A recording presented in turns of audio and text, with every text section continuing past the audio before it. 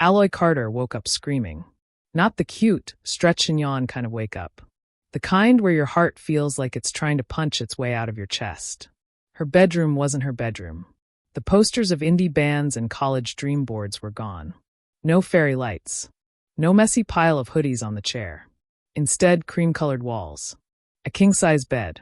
Sunlight cutting through elegant beige curtains. The faint smell of baby powder. She froze. Okay, what the hell? Her voice sounded the same. 17. Slightly raspy. Normal. She looked down. The blanket slid off her body. Her breath caught. She wasn't wearing her oversized Westwood High Track Team t-shirt. She was in a silk pajama set. Pale blue. Expensive looking. Her hands trembled as she lifted them. A ring. A diamond ring. Big. Flashy. Married. No. Nope. Nah. This is a dream, she muttered. I probably passed out studying for chemistry. She scrambled out of bed and nearly tripped over a tiny sneaker on the floor. A kid's sneaker. Her stomach dropped. From somewhere down the hall, a small voice yelled, "Mommy?" Alloy's blood turned ice cold. "Mommy." She stumbled backward until her legs hit the bed again. "Okay, this is some Twilight Zone crap," she whispered. "I don't even like kids." Footsteps. Small, fast ones. The bedroom door creaked open. A little boy, maybe 5 years old, ran in wearing dinosaur pajamas. Messy brown hair. Big hazel eyes. Eyes she recognized. They were her eyes. He jumped onto the bed and wrapped his tiny arms around her waist. "Mommy, Daddy said you're being dramatic again." Alloy's entire world shattered. "Daddy."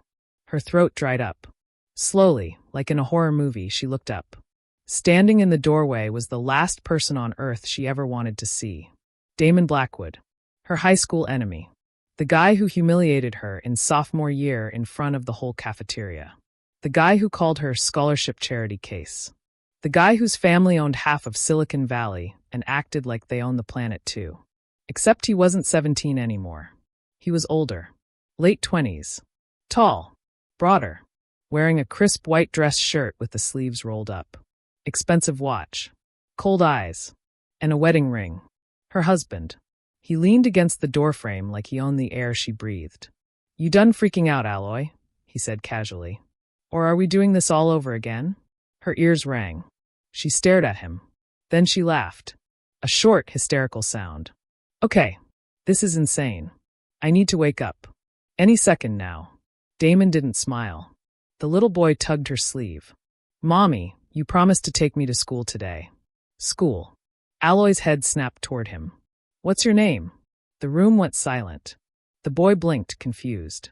"Ethan." Her heart cracked. She knew that name. She had written it once in a notebook when she was 15. Just doodling baby names during math class. Ethan Carter. Her future son's name. Her stomach twisted. Damon's expression changed, subtle, but sharp. Suspicious. "You're not funny," he said slowly. Alloy swallowed. "Damon." She forced his name out like poison. "What year is it?" He stared at her like she'd grown a second head. 2026. Her vision blurred. 9 years. 9 years missing. She had gone to sleep as a 17-year-old high school junior in California. And woken up as a married woman with a child, married to her worst enemy. She gently pushed Ethan off her lap and stood up, legs shaking. "I need a mirror." Damon crossed his arms. "You hit your head or something?" She ignored him and ran into the attached bathroom. The woman staring back at her wasn't a teenager. She was older. Mid-20s. Still her, but sharper. Stronger. More confident in the face. Subtle lines near the eyes from stress, not age. A faint scar on her collarbone she didn't remember getting. This wasn't a dream. This was real. She was Alloy Carter Blackwood. And somehow, she had married the one guy she swore she would destroy. Behind her reflection, Damon's voice came from the doorway. "You've been acting weird since last night." She turned slowly. "Why did I marry you?" The question slipped out before she could stop it. The silence between them was nuclear. His jaw tightened.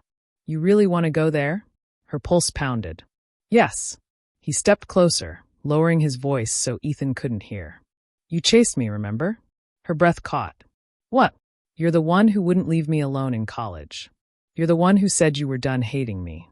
You're the one who said we were different now. College? She went to college with him? That's not possible, she whispered. Damon's eyes darkened.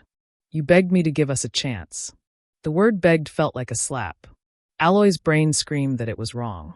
She would never beg Damon Blackwood for anything. In high school, he destroyed her reputation. Spread rumors she cheated on exams. Got her kicked out of student council. She cried for weeks because of him. And now she was supposed to believe she chased him? You're lying, she said quietly. Damon's lips curved, but not in amusement. You don't remember? She didn't answer. His gaze sharpened. Oh my God, he muttered. You don't. The atmosphere shifted. Not mockery. Something else. Fear. Ethan's voice floated from the bedroom. Daddy, are you mad? Damon stepped back immediately, mask sliding back on.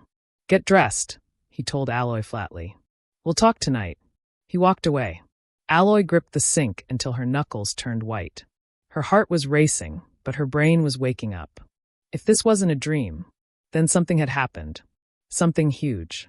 And Damon knew more than he was saying. She walked back into the bedroom. Ethan was sitting cross-legged on the bed, watching her carefully. Mommy, are you sick? Her chest tightened. She knelt in front of him. I'm okay, she whispered. I just need a minute. He studied her face like he'd done it 100 times before.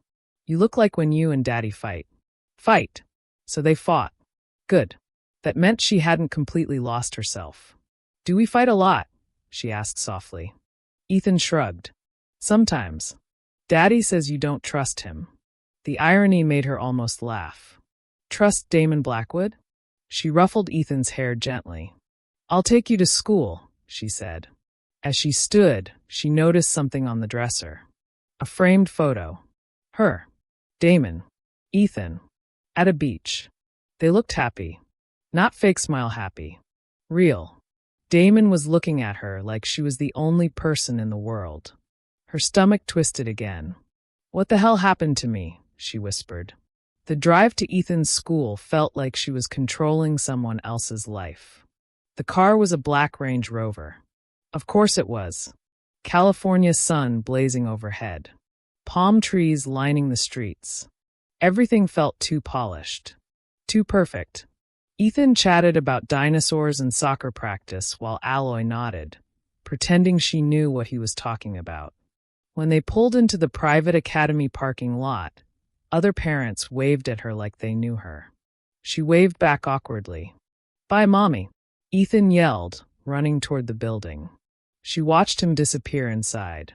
Her son. Her son. A part of her heart melted despite the chaos. Then a voice behind her said, You look like you saw a ghost. She turned. Standing by a silver Tesla was a woman in sunglasses. Mid-20s. Sharp blazer. Familiar face. It took a second. Then it clicked. Chloe. Chloe Ramirez. Her high school best friend. Except now Chloe looked different. Colder. Chloe removed her sunglasses slowly. Alloy, she said carefully. You good? Alloy hesitated. Should she tell her? Test her? What happened to us? Alloy asked. Chloe's eyes narrowed. That's a loaded question. We were best friends, Alloy said carefully. Chloe's jaw tightened. Were. The word hit like a brick. What did I do? Alloy asked. Chloe let out a humorless laugh. You really don't remember? Alloy's stomach flipped again. Remember what? Chloe stepped closer, lowering her voice. You chose him. The accusation burned. Damon, Chloe continued. You chose Damon over me. Alloy felt like the ground tilted. That's not possible. You think I'd lie? Chloe shot back. You defended him. After everything he did in high school. You said he changed. You said I was holding on to the past. Alloy's chest tightened painfully. No, she whispered. You cut me off, Alloy, Chloe said, eyes shining with old anger. For him. Alloy's heart pounded. Something was deeply wrong. Either she had become someone she didn't recognize, or someone had manipulated her life piece by piece. Why are you telling me this now? Alloy asked. Chloe studied her face for a long moment. Then her expression shifted. Confusion. "You're not faking this," she murmured. "I swear I'm not." Chloe looked toward the school building. "Be careful," she said quietly. "Of what?" Chloe put her sunglasses back on. "Of your husband." Then she walked away. Alloy stood frozen. Her husband. Her enemy. Her lost 9 years. She drove home in silence, mind racing. The house was massive. Modern. Glass walls. Pool in the backyard. She walked inside slowly. Everything looked curated. Controlled. She needed answers. She searched the house like a detective. Office. Locked. She tried drawers. Nothing useful. Then she found it. In the closet. A box. Hidden behind winter coats. Inside were old notebooks. Her handwriting. Her old handwriting. She flipped one open. Journal entries. Dated 2018. College freshman year. "I hate him. I still hate him. But I can't stop thinking about what he said today." Her breath hitched. She turned the page. Damon apologized. "I didn't expect that." Another page. "Maybe people can change." Another. "I think I'm falling for him." She slammed the notebook shut. "No," she whispered. Her heart was racing violently now. But then something slipped out of the box. An envelope. Unopened. Addressed to her. From Chloe. Dated 3 years ago. Her hands shook as she tore it open. Inside was a single sheet of paper. "Alloy, if you're reading this, it means you finally found the stuff he didn't want you to see. You think you married a changed man. You didn't. Check the hospital records from March 12th, 2023. You didn't fall down the stairs. Ask yourself why you woke up and forgave him so fast." Chloe. Alloy's vision went dark at the edges. March 12th, 2023. She dropped the paper. The faint scar on her collarbone. The missing memories. Her knees gave out and she hit the floor. This wasn't a fairy tale romance. This was something else. Something darker. The front door opened. Damon's voice echoed through the house. "Alloy? You home?" Her heart pounded in her ears. Footsteps approached. She scrambled to shove the notebook and let her back into the box. Too late. He was already in the doorway. His eyes dropped to the papers in her shaking hands. The room went deadly silent. "You went through my closet," he said softly. Not angry. Cold. Alloy forced herself to stand. "You pushed me down the stairs." The words came out barely above a whisper. His face didn't change. That scared her more than if he had screamed. "Chloe told you that?" he asked. "She didn't have to." He stepped forward slowly. "You really don't remember, do you?" Her back hit the wall. "Remember what?" she demanded. His eyes locked onto hers. "You begged me not to call the cops," he said quietly. Her blood froze. "That night, you were the one who pushed me." The world stopped. "What?" "You found out something," Damon continued. "You went crazy. You slipped." "That's a lie." "Is it?" he shot back. Her breathing turned shallow. He stepped even closer. "You don't trust yourself right now," he said gently. "And that makes you dangerous." "Dangerous?" "You think I'm dangerous?" she whispered. His gaze dropped to her shaking hands. "You've always been." Her heart cracked open. Outside, thunder rumbled unexpectedly over the California sky. Damon leaned in close, voice barely audible. "You wanted revenge once, Alloy," he murmured. "Be careful what you wake back up." And that's when she realized something even more terrifying than lost memories. Somewhere in those missing 9 years, she hadn't been the victim. She had been planning something, and Damon was afraid of her. The lights flickered. Her phone buzzed in her pocket. Unknown number. She stared at it, then answered. A distorted voice whispered on the other end. "Did you forget, or did he make you?" The line went dead. Alloy slowly looked up at Damon. He was staring at her phone, and for the first time since she woke up, he looked scared. The fear in Damon's eyes lasted less than a second. But Alloy saw it. And once you see fear in someone who's always controlled the room, you can't unsee it. He recovered fast. Too fast. Spam call, he said casually, nodding toward her phone. You gonna stand there shaking, or are we gonna talk like adults? Like adults. That word hit her harder than it should have. She was supposed to be an adult. A wife. A mother. A woman with a past she couldn't remember.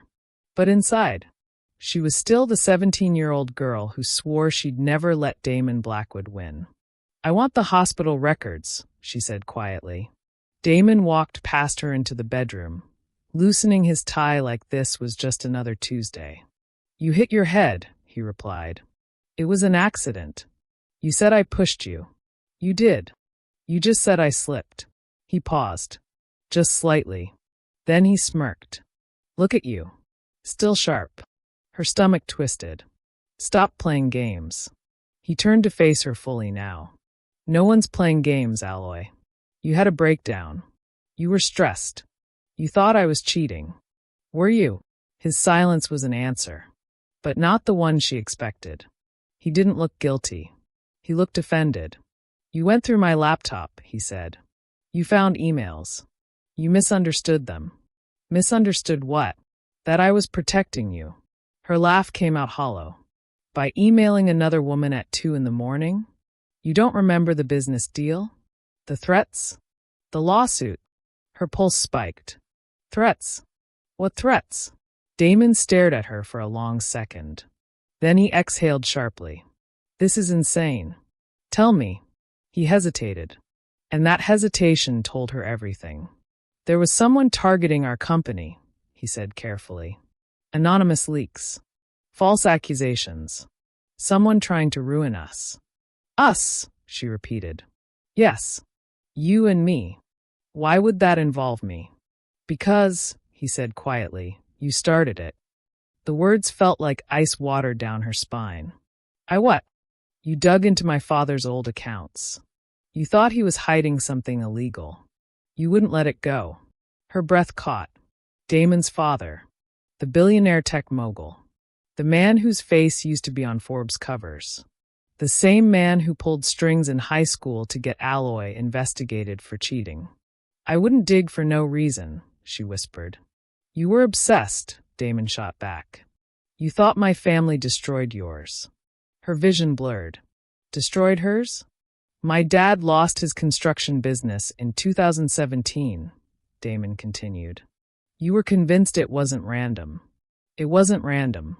Alloy felt it in her bones. Her father's company went bankrupt after a mysterious contract cancellation. Investors pulled out overnight. Lawsuits appeared from nowhere. And Damon's family had been bidding on the same land development. Did they? She asked. Damon's jaw tightened. You're spiraling again. That's not an answer. He stepped closer, lowering his voice. You nearly tore this family apart chasing ghosts. Her heart pounded. Or I got too close to something real. His eyes flickered. There. That again. Fear. You fell down the stairs because you were screaming at me, he said firmly. You lost your balance. Then why would Chloe say? Chloe hates me. Why? Because she wanted you to herself. Alloy blinked. What? She was in love with you, Damon said bluntly. The room went silent. That's ridiculous. Is it? He challenged. She told you. Sophomore year of college. You turned her down. She blamed me. That memory didn't exist for Alloy. But something in her chest tightened. Chloe's anger this morning. The hurt. You're lying, Alloy whispered. Am I? Damon's voice softened. You don't even know who you are right now. That line landed. Because he was right. She didn't. And that terrified her more than anything. That night, Alloy lay in bed staring at the ceiling. Damon slept beside her. Or pretended to. The space between them felt like a battlefield. She turned her head slightly. Watched him in the dim light. His face was calm. Too calm. If he had pushed her, if he had manipulated her, would he look this steady? Or was that exactly what made him dangerous? Her mind drifted back to high school. The cafeteria. The whispers. The humiliation. He had smiled then too. Like nothing could touch him. Like he controlled the narrative.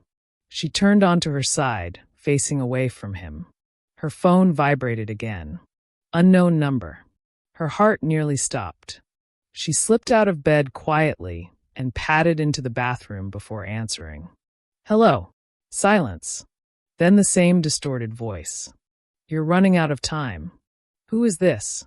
You were so close. Close to what? A pause. Check the safety deposit box. Her breath caught. What safety deposit box? You really forgot everything. The line clicked dead. Alloy stared at her reflection in the mirror. Safety deposit box. Close to something. Threats. Leaks. Emails at 2 a.m.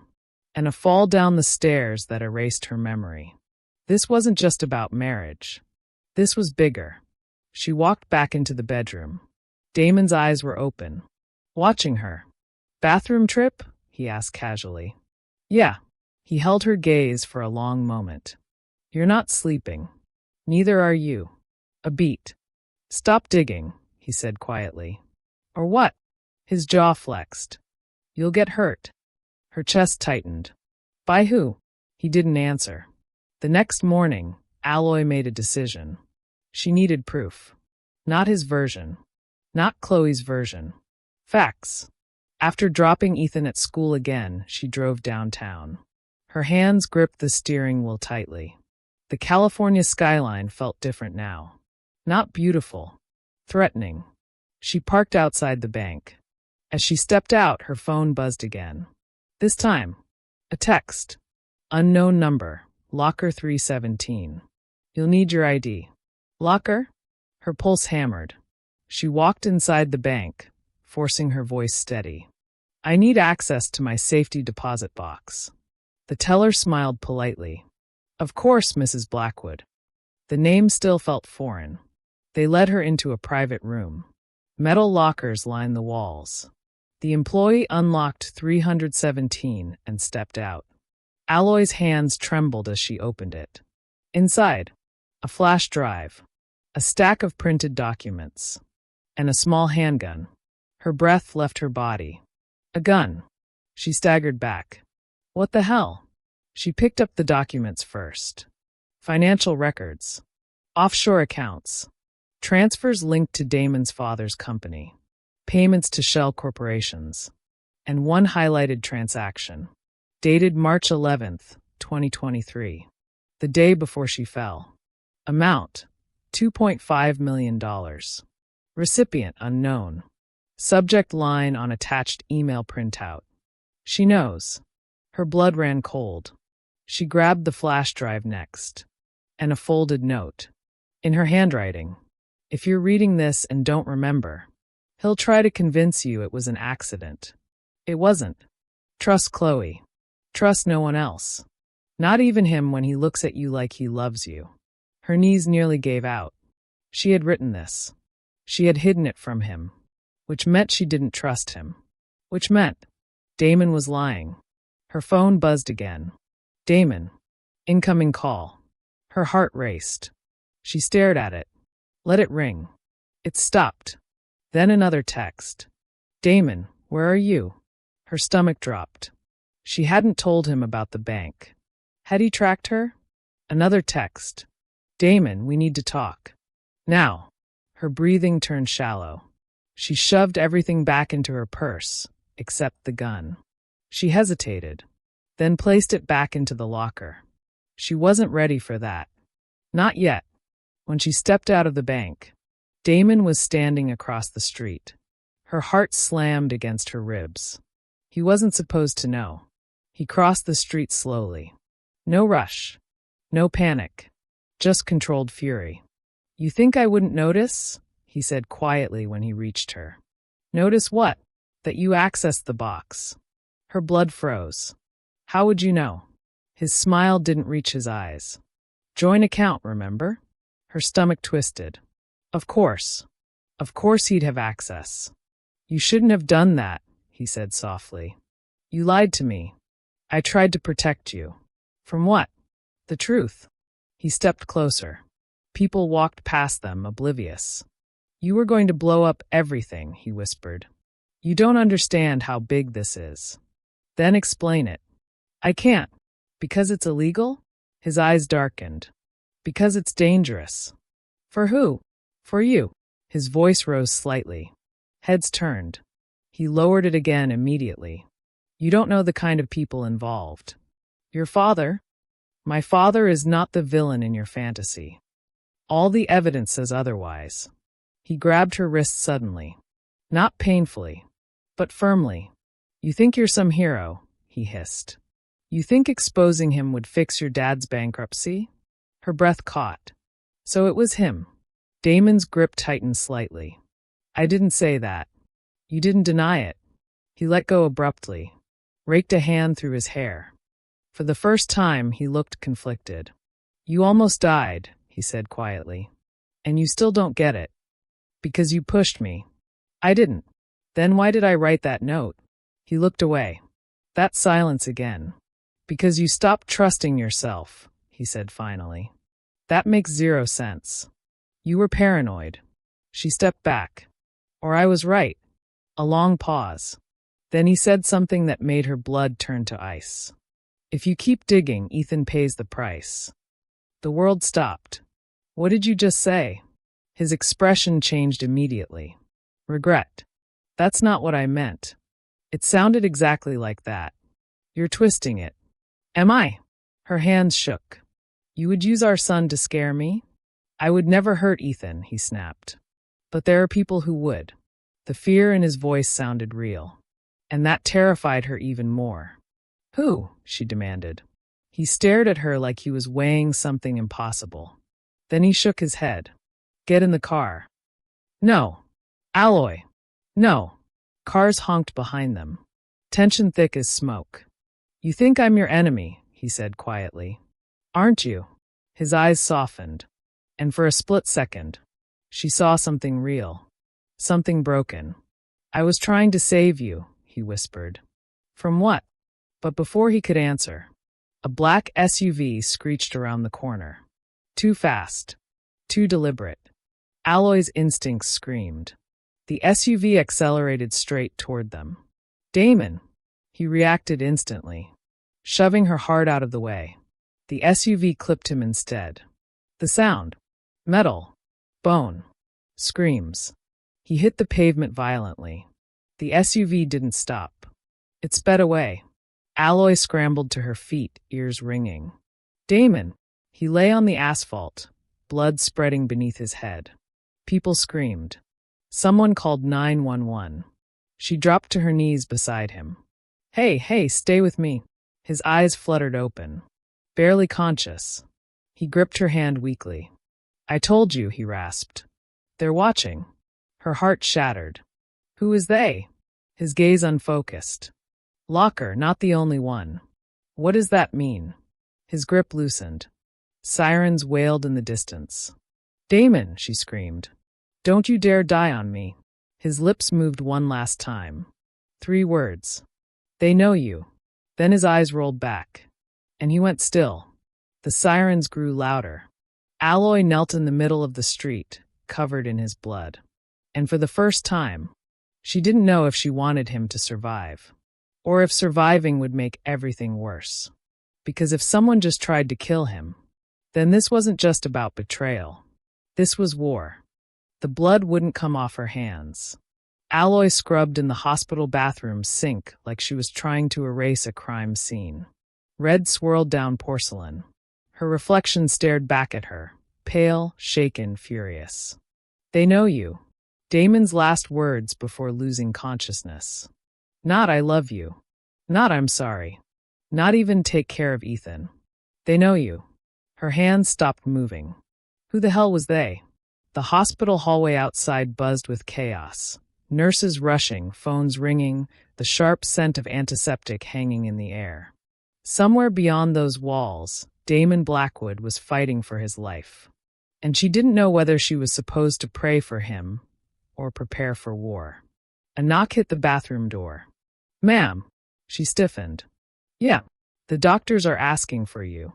She dried her hands slowly. This was real. She stepped into the hallway. The fluorescent lights felt too bright, too exposing. A middle-aged doctor approached her, expression tight. "Mrs. Blackwood?" The name again. She nodded. "He has a concussion, 2 fractured ribs, and internal bleeding. We've stabilized him for now." "For now," she repeated. "He's lucky your body took most of the impact." Her body. He shoved her out of the way. The memory replayed in slow motion.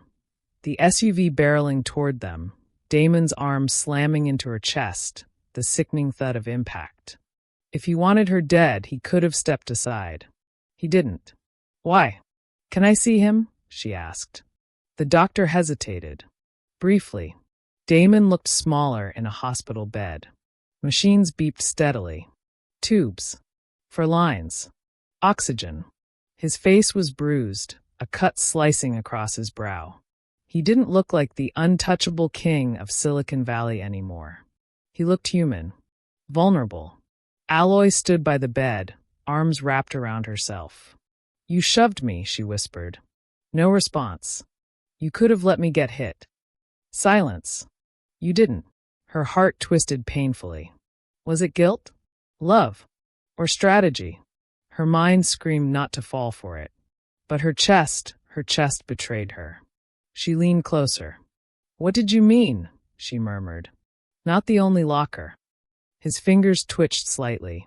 Her pulse spiked. "Damon." His eyes fluttered open just a crack. Disoriented. Then they focused. On her. "You're still here," he breathed. "That's kind of how hospitals work."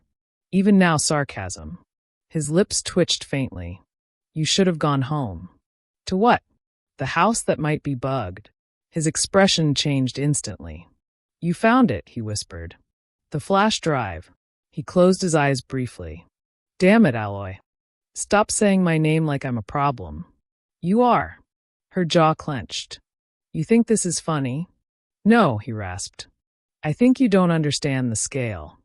"Then explain it." He shifted painfully, wincing.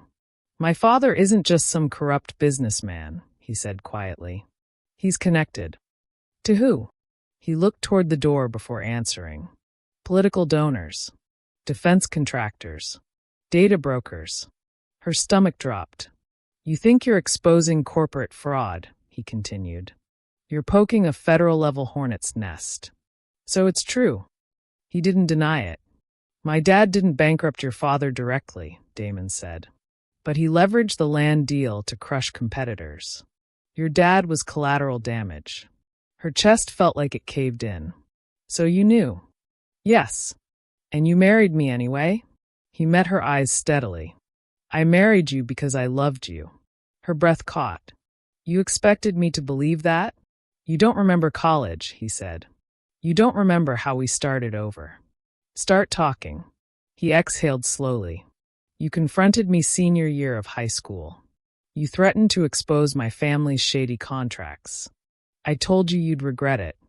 I remember that. College changed things. My father lost control of some assets. I broke away. Started my own firm. Still built on his money." "Yes," he admitted. "But not his rules." She crossed her arms. "And somehow that led to love." "You hated me freshman year," he said. "Then one night, after too much tequila, you told me you didn't hate me." "That sounds like a bad decision." "It was the best one I ever made." Her heart skipped traitorously. "Don't," she said sharply. "Don't make this romantic." "It wasn't romantic," he replied. "It was messy. Ugly. Real." She studied him. For a liar, he sounded convincing. Too convincing. "You found out about my father's offshore accounts 2 years ago," he continued. "You started digging. Because I knew he ruined my dad." "Yes. And you were right." Her breath left her body. Silence filled the room like smoke. "But you didn't understand," Damon added. "Those accounts are tied to people who don't lose." "You think I care?" "You should." "Why?" "Because you're on their radar." Her heart thudded. "Since when?" "Since you accessed encrypted files through a backdoor I didn't even know existed." Her mind reeled. I did that. Yes. A flicker of pride sparked through the fear. She had outsmarted them once. So what happened March 12th? She demanded. Damon's face hardened. You confronted me with everything. You were shaking. Furious. You said you were going to leak it all. And I begged you not to. Her eyebrows shot up. You? Yes. Why? Because once it went public, they'd come after you. Not legally. Physically. She swallowed. And then, you turned toward the stairs, he said quietly. You were yelling. I grabbed your arm. You jerked away. And fell. Yes. She searched his face for deception. Alloy, he whispered. If I wanted you dead, you wouldn't have survived. The bluntness of it chilled her. Before she could respond, the door burst open. 2 men in suits stepped inside. Not doctors. Not nurses. Government. Alloy's pulse spiked. One of them flashed a badge. Mrs. Blackwood? Yes. We need to ask you some questions. Damon's hand tightened weakly around hers. Don't, he muttered. The taller agent stepped closer. You accessed sensitive financial data this morning. Her stomach dropped. How do you know that? He ignored the question. That data belongs to an ongoing federal investigation. Her heart pounded. Investigation into what? That's classified. Damon laughed bitterly from the bed. Classified my ass. Mr. Blackwood, the agent said coolly, you're in no condition to be sarcastic. Alloy stepped protectively closer to the bed. What do you want? She demanded. The agent's expression was unreadable. We want to know who else has the files. Her mind flashed to the flash drive. In her purse. In the waiting room locker. She forced her face blank. I don't know what you're talking about. The second agent stepped forward. You've been in contact with an anonymous whistleblower for months. Her blood froze. Whistleblower? That's impossible, she said carefully. You used encrypted messaging apps under an alias. What alias? The agent studied her. Phoenix. Her knees nearly buckled. Phoenix. The unknown caller. The distorted voice. She wasn't being contacted. She was the contact. She had been Phoenix. Damon's eyes locked onto hers. And in them, fear. Not for himself. For her. You see now, he whispered. The taller agent's voice cut through the tension. Mrs. Blackwood, you are either a key witness or a co-conspirator. Her heartbeat thundered in her ears. Co-conspirator. She had built something. Planned something. Something big enough to attract federal agents. The agent stepped closer. Where is the rest of the data? Her mind raced. Lie. Tell the truth. Run. I don't remember, she said finally. The agents exchanged a look. That's convenient. It's the truth. The second agent's gaze hardened. If you're lying, you're obstructing justice. Damon forced himself upright slightly. She has retrograde amnesia, he said through gritted teeth. Head trauma. The taller agent raised an eyebrow. How convenient. Alloy's anger flared. You think I'd choose to forget my own life? The agent didn't answer. Instead, he handed her a card. You'll hear from us. They left as abruptly as they arrived. Silence swallowed the room. Alloy turned slowly toward Damon. You knew, she whispered. Yes. You knew I was Phoenix. Yes. And you didn't tell me? You wouldn't have believed me. Her breath came fast. So the anonymous caller. Was you, Damon said softly. Her entire world tilted. She had been playing both sides. Digging. Hiding evidence. Building a case. And then she fell. Or was pushed. You said Locker isn't the only one, she said slowly. His jaw tightened. There are backups. Where? He hesitated. Damon. If I tell you, he said quietly, you won't stop. Stop what? Trying to burn everything down. She leaned closer. Maybe it deserves to burn. Their eyes locked. Electric. Dangerous. You once told me, he whispered, that revenge was the only thing that kept you breathing. Her chest tightened. That doesn't sound healthy. You weren't healthy. And now? He studied her carefully. Now I don't know who you are. She straightened. Maybe neither do I. A nurse entered, breaking the moment. Visiting hours are over. Alloy stepped back. She looked at Damon one last time. If I find out you lied. I didn't. You better hope not. She turned toward the door. Alloy, he called weakly. She paused. If you go digging, he said quietly, don't do it alone this time. Her hand tightened on the door handle. Was that concern? Or control? She didn't answer. She walked out. As she stepped into the parking lot, her phone buzzed again. Unknown number. Her heart pounded. She answered. Silence. Then, a calm, clear voice. No distortion this time. You finally remember being Phoenix. Alloy froze. Yes, she said carefully. Good. Who are you? A soft chuckle. Someone who didn't forget. Her blood ran cold. What do you want? I want you to finish what you started. Her grip tightened on the phone. And if I don't? A pause. Then the voice said something that made her knees nearly give out. Then your son pays for your hesitation. The line went dead. Alloy stood in the dark hospital parking lot, heart pounding violently. This wasn't just corporate corruption. This wasn't just betrayal. This wasn't just about Damon. This was bigger. And whoever they were, they knew she had lost her memory. They were watching. And they were willing to use Ethan. Alloy slowly looked up at the hospital building. If Damon was telling the truth, then she had built a weapon powerful enough to threaten monsters. But if he was lying, then she was married to one. Either way, she wasn't the scared high school girl anymore. She was Phoenix. And someone just lit the match. Alloy didn't drive home. She drove in circles. Downtown Los Angeles blurred past in streaks of neon and glass. California night humming with traffic and secrets. Her hands gripped the steering wheel so tight her knuckles went white. They'll come after your son. The voice on the phone had been calm. Too calm. Not emotional. Not angry. Strategic. That's what scared her. Whoever this was, they weren't bluffing. And if she really had been Phoenix, if she had built some kind of case big enough to scare billionaires and attract federal agents, then Ethan wasn't just collateral. He was leverage. Her chest tightened. No, not her son. She pulled into a random parking structure and killed the engine. Silence swallowed the car. Think, Alloy. Not emotional. Tactical. You had evidence. Multiple backups. A safety deposit box. Encrypted aliases. That wasn't impulsive. That was planned.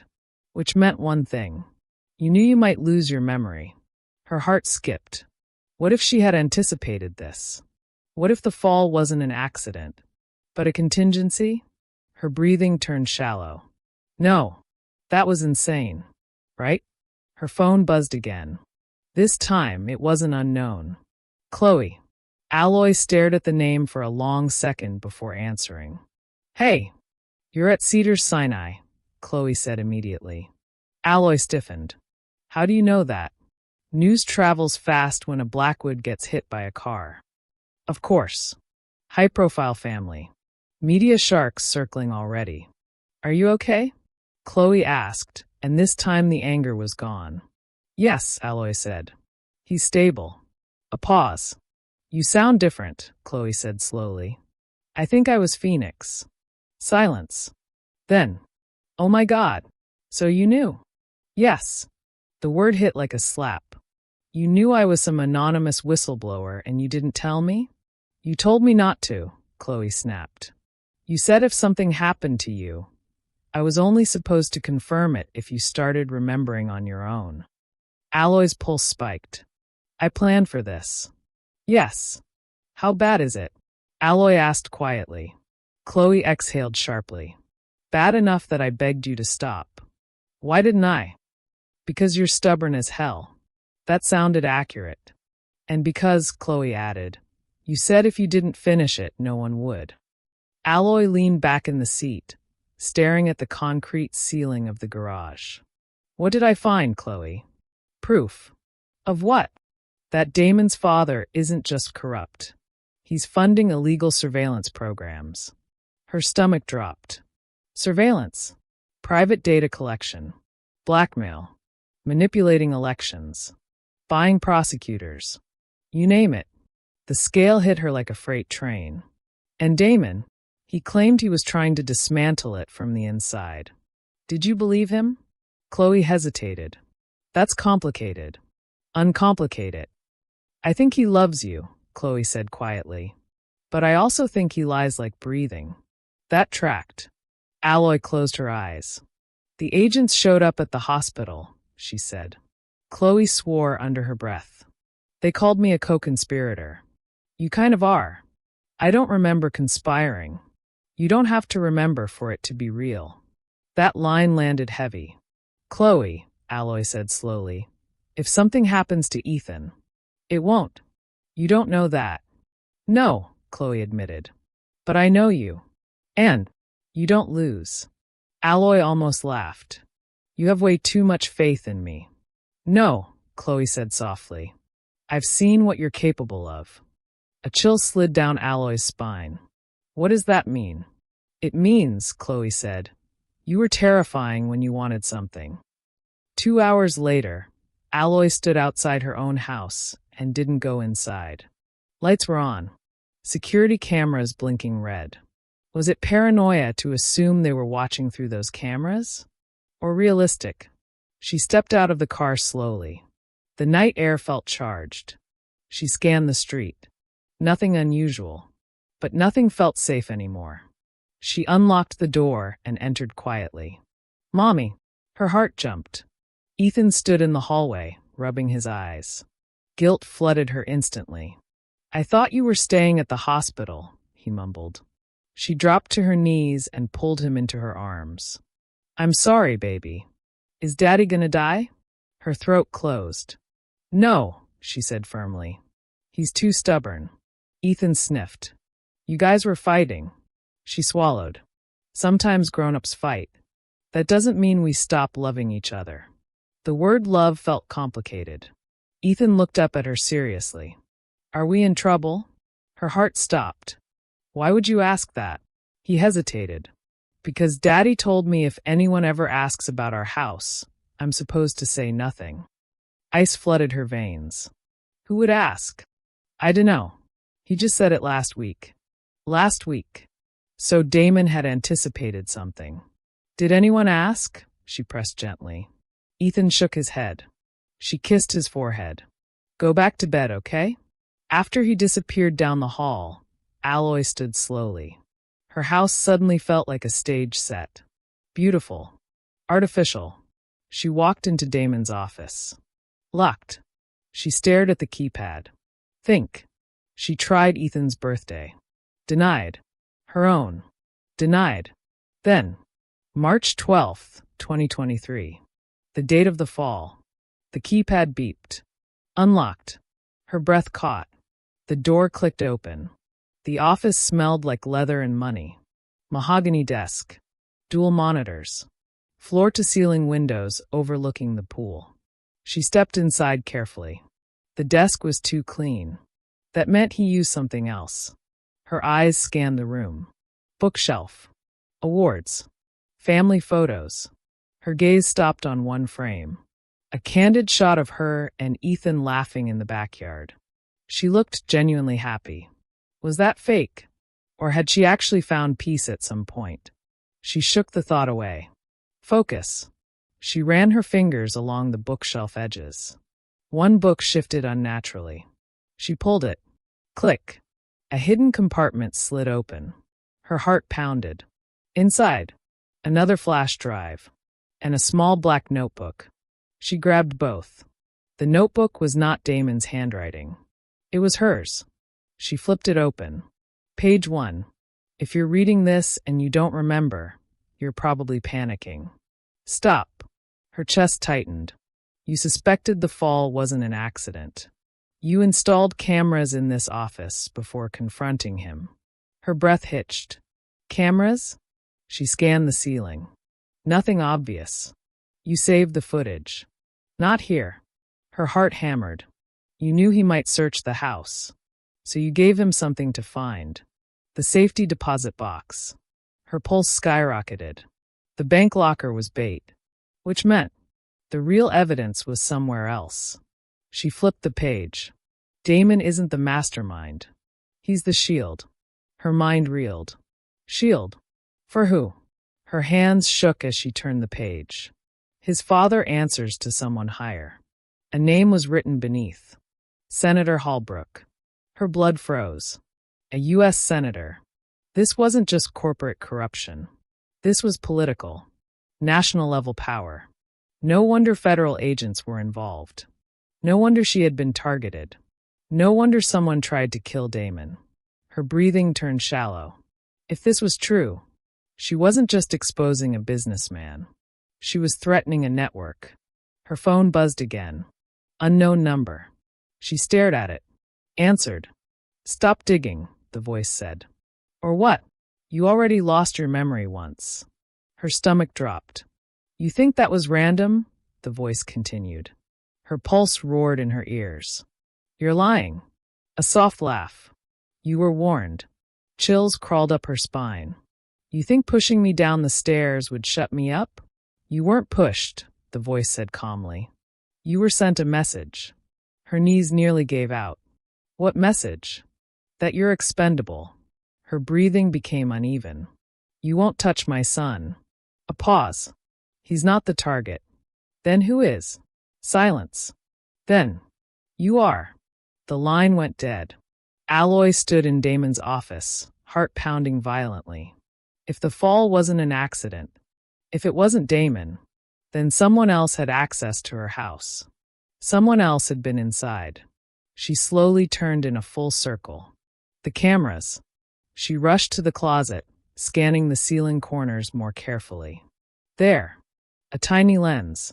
Hidden. Watching. Her stomach twisted. Were they still active?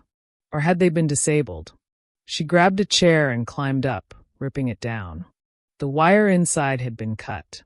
Deliberately. She climbed down slowly. Someone had known. Someone had destroyed evidence. But not all of it. Her gaze dropped to the flash drive in her hand. Her real backup. Not the bait. Her pulse thundered. She needed to see what was on it. Now. She rushed to her laptop in the bedroom. Locked. Password required. Her mind raced. What would she choose? Not Ethan's birthday. Not obvious. Think like you. She closed her eyes. What mattered most? Revenge. Justice. Her father. She typed. Carter 2017. The year her father's business collapsed. The screen unlocked. Her breath hitched.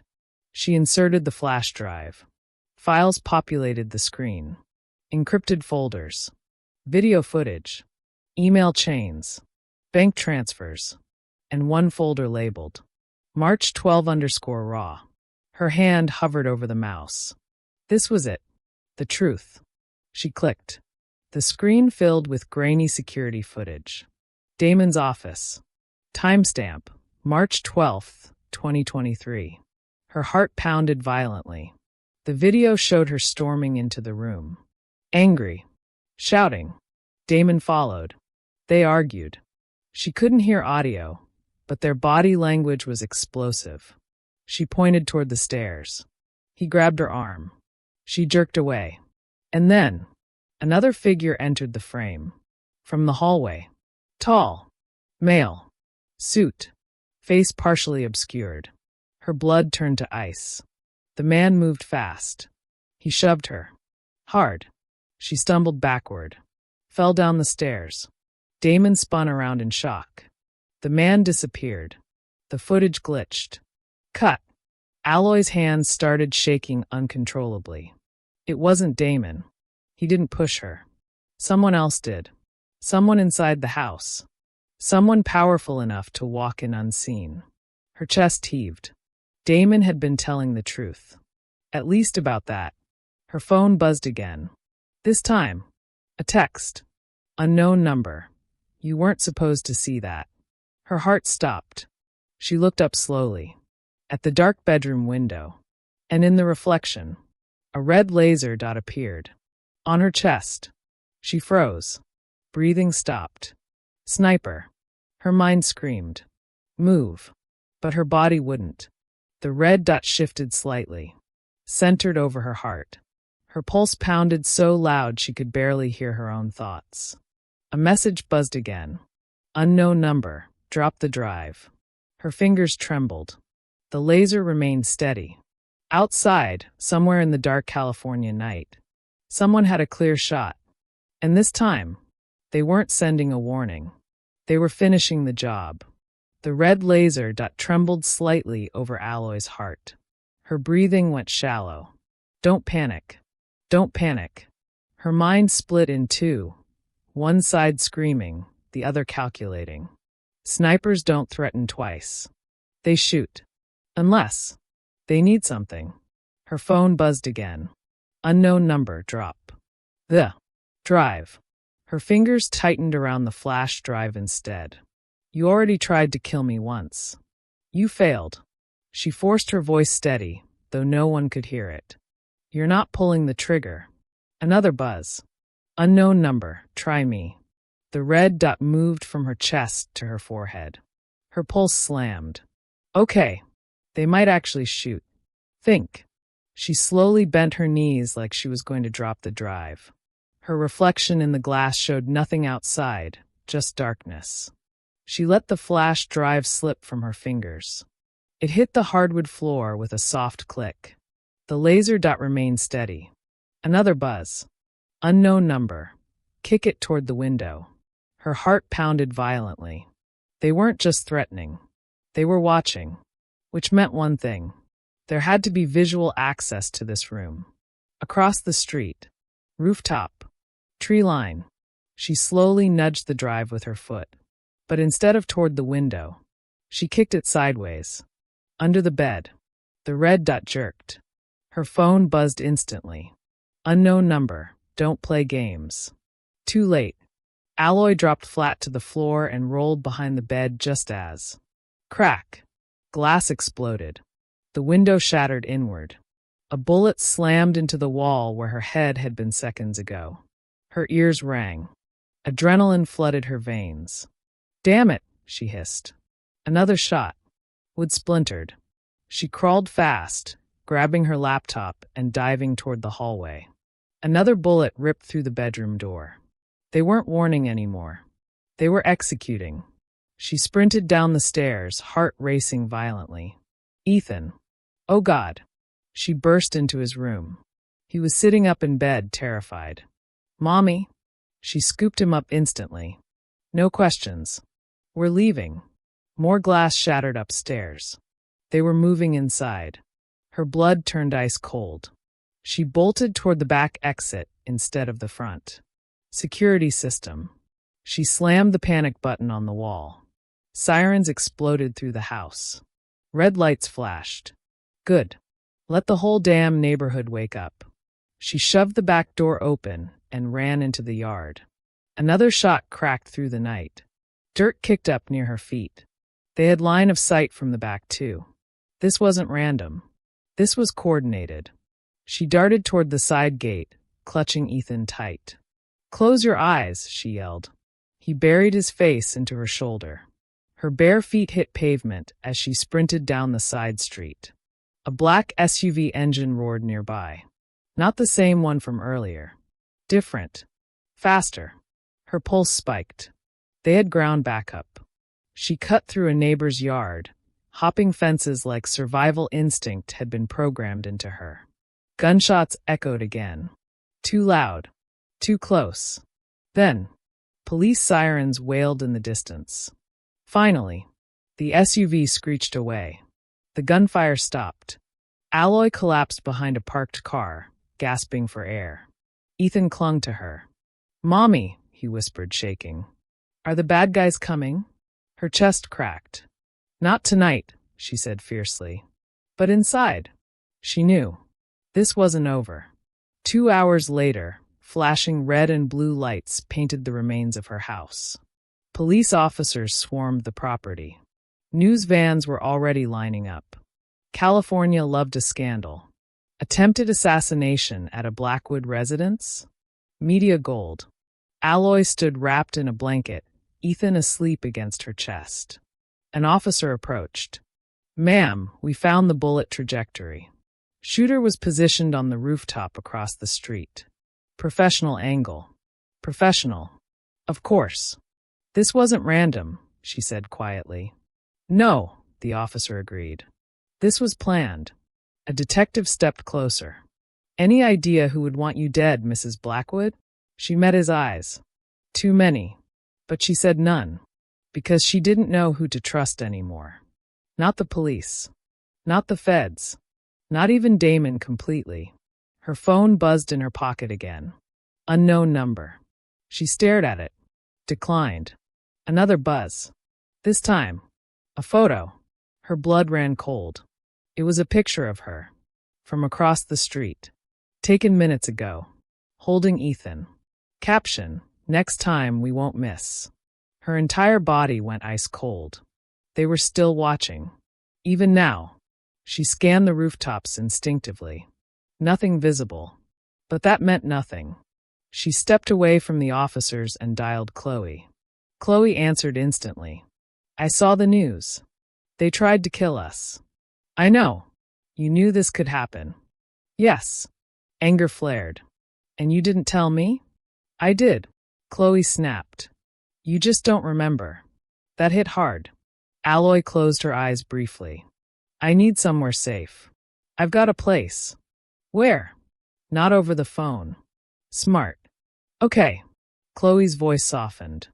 "Alloy, you need to understand something." "What?"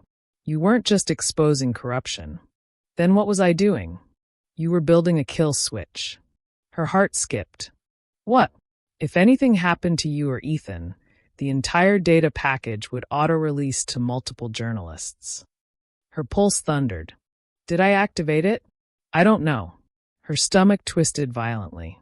If she had set up an automatic release, and someone had tried to kill her tonight, then maybe.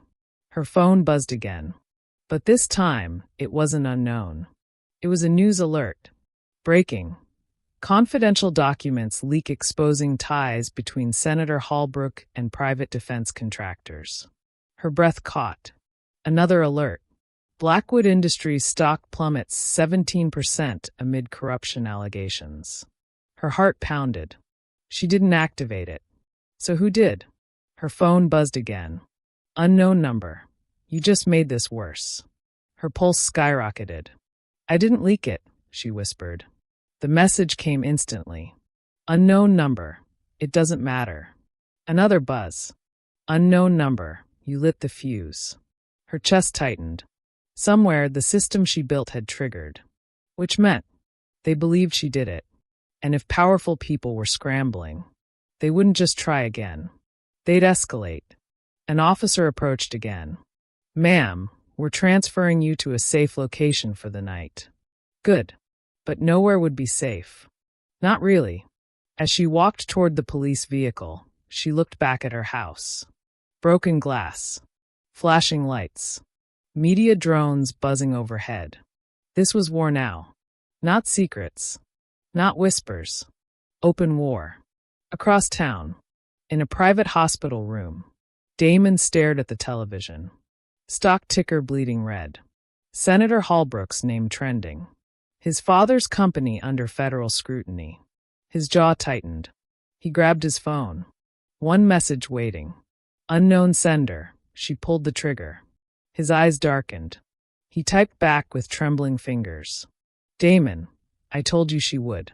A response came instantly. Unknown sender, then control her. Damon's jaw flexed. He looked at the 4 in his arm. The heart monitor beside him. Then at the news again. "She didn't do this," he muttered under his breath. But the truth?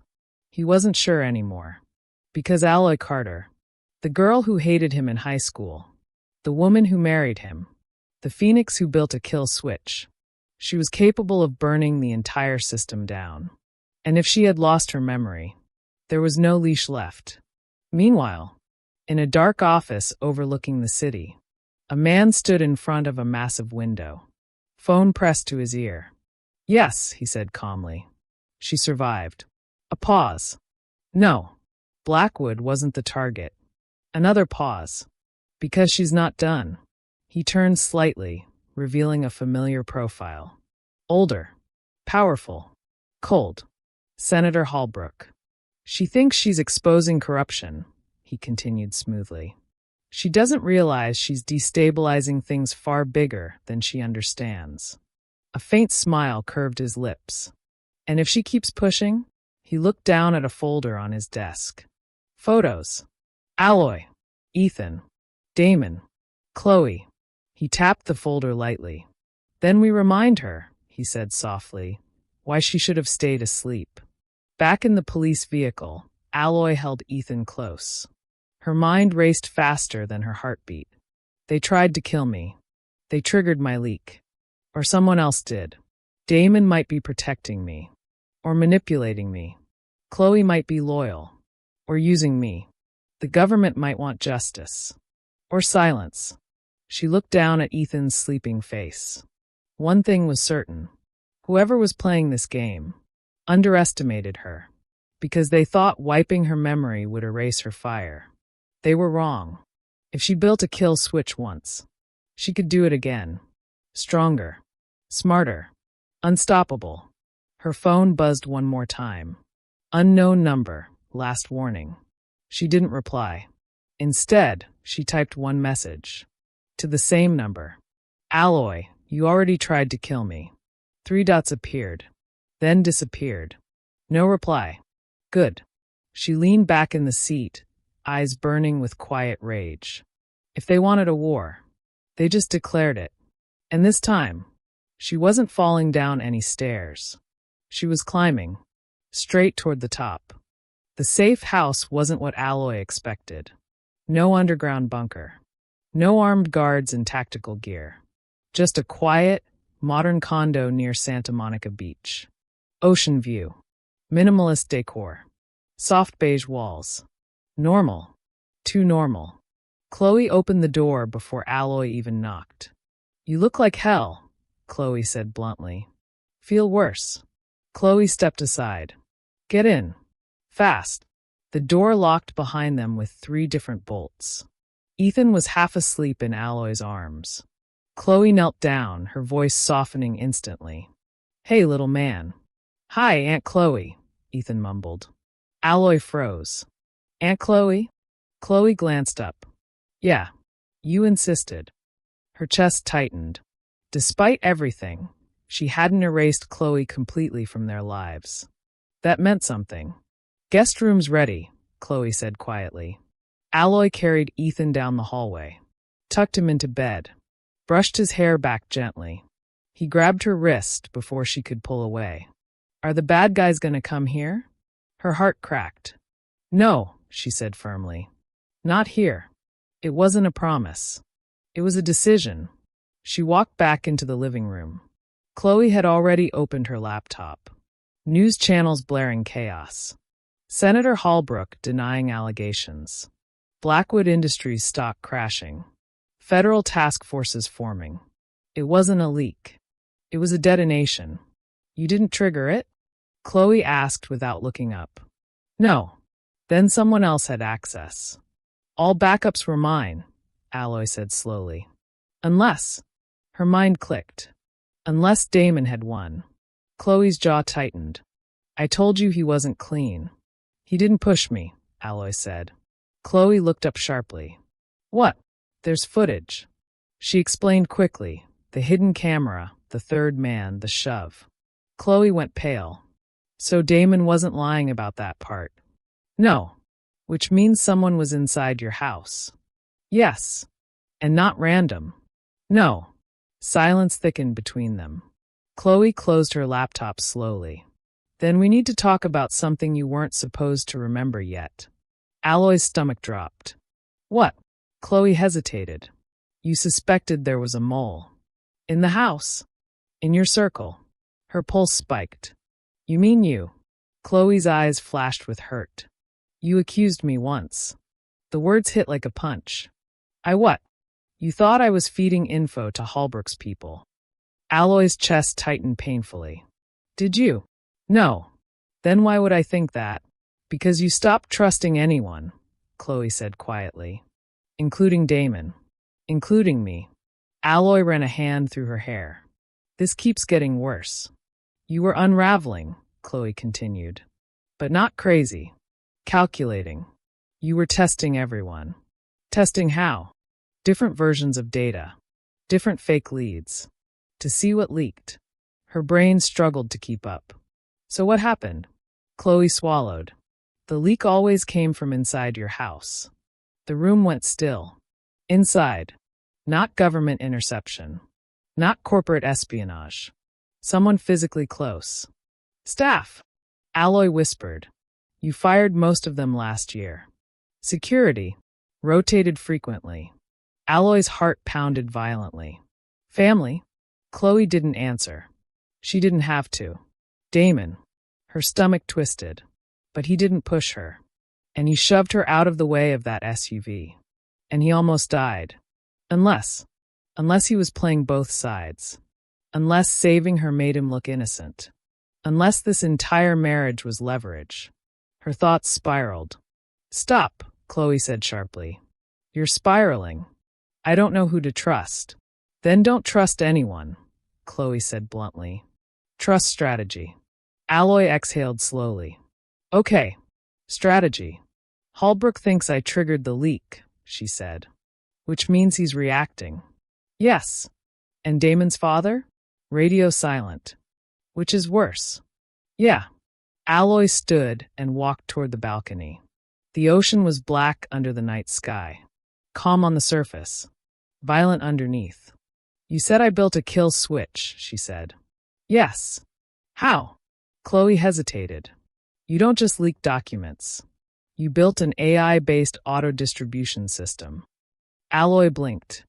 I did what? You coded it with help. With who? Chloe's eyes locked onto hers. Damon. The world tilted. He helped me build the thing that could destroy his father. Yes. Her breathing went uneven. Why would he do that? Because, Chloe said slowly, he wanted out. Out. Out of his father's shadow. Out of corruption. Out of control. Or so he claimed. You were going to expose everything together, Chloe said. Until you realized Holbrook was involved. And that changed things. Yes. How? Because Holbrook isn't just corrupt. He's protected. By who? Agencies. Contractors. People who benefit from chaos. Alloy felt the scale widening again. This wasn't a scandal. It was a machine. And she jammed a wrench in it. You told me something 2 weeks before the fall, Chloe said quietly. What? If I disappear, don't mourn me. Weaponize me. A chill slid down Alloy's spine. That sounds unhinged. You weren't unhinged, Chloe said softly. You were done being powerless. Her chest tightened. That sounded like her. High school Alloy. The girl who cried in the bathroom after Damon humiliated her. The girl who swore she'd never be small again. You said, Chloe continued, that if they erase your memory, you'll rebuild it. Alloy's pulse thudded. Erase. Memory. Do you think that's what happened? She asked slowly. Chloe's silence was loud. You think someone didn't just push me, Alloy whispered. You think they did something else. Chloe exhaled shakily. You had a doctor. A neurologist? Yes. Private. Recommended by who? Chloe hesitated. Damon. Her heart skipped violently. After the fall? Yes. Cold realization seeped in.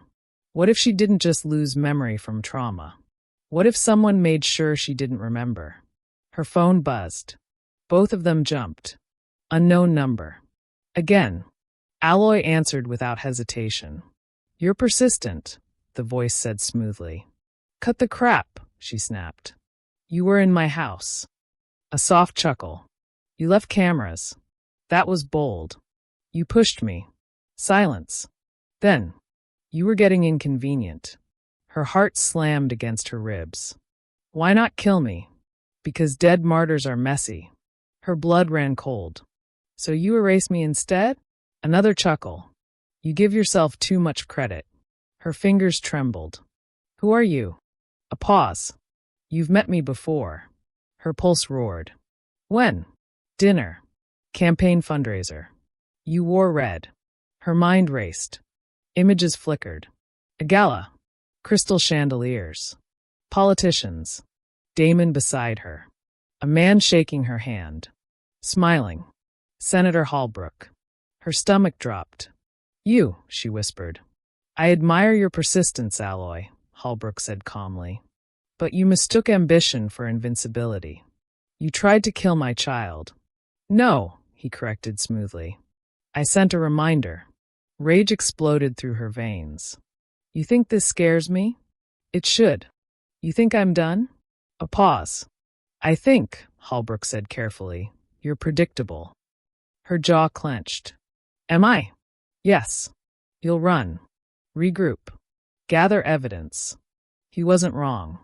And then you'll make a mistake. Silence stretched.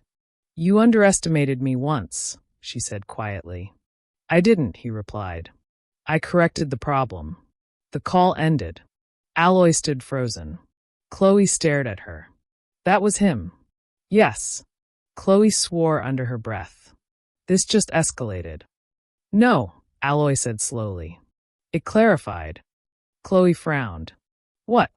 All this time, I thought Damon was the enemy. And now? He's not the top of the pyramid. Silence. You trust him now? Chloe asked carefully. No. Good. But I don't think he's the one who erased me.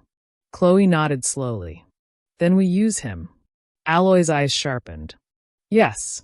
Because if Damon helped build the kill switch, he knew the architecture, which meant he knew the fail-safes, which meant he might know how to trigger phase 2. Her pulse quickened. There was more than one released tear, she murmured. Chloe's eyebrows lifted. You're remembering? Fragments. Not full memories, but instincts, blueprints, patterns. Yes, Alloy whispered. There's a secondary trigger. What does it do? Her lips curved slightly. It doesn't leak documents. Chloe leaned forward. What then? Alloy's eyes turned cold. It freezes assets. Chloe blinked. All of them? If configured correctly, yes. Chloe let out a low whistle. That would cripple Blackwood Industries overnight. And anyone financially tied to them, including Holbrook. Chloe stared at her. You're thinking about pressing it. Alloy walked toward the window again.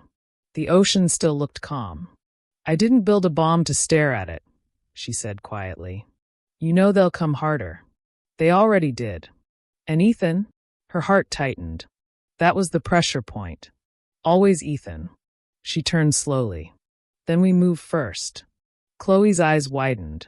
You're not waiting. No. You don't even remember half of it. I don't need to, Alloy said. Her voice wasn't scared anymore. It wasn't confused. It was steady.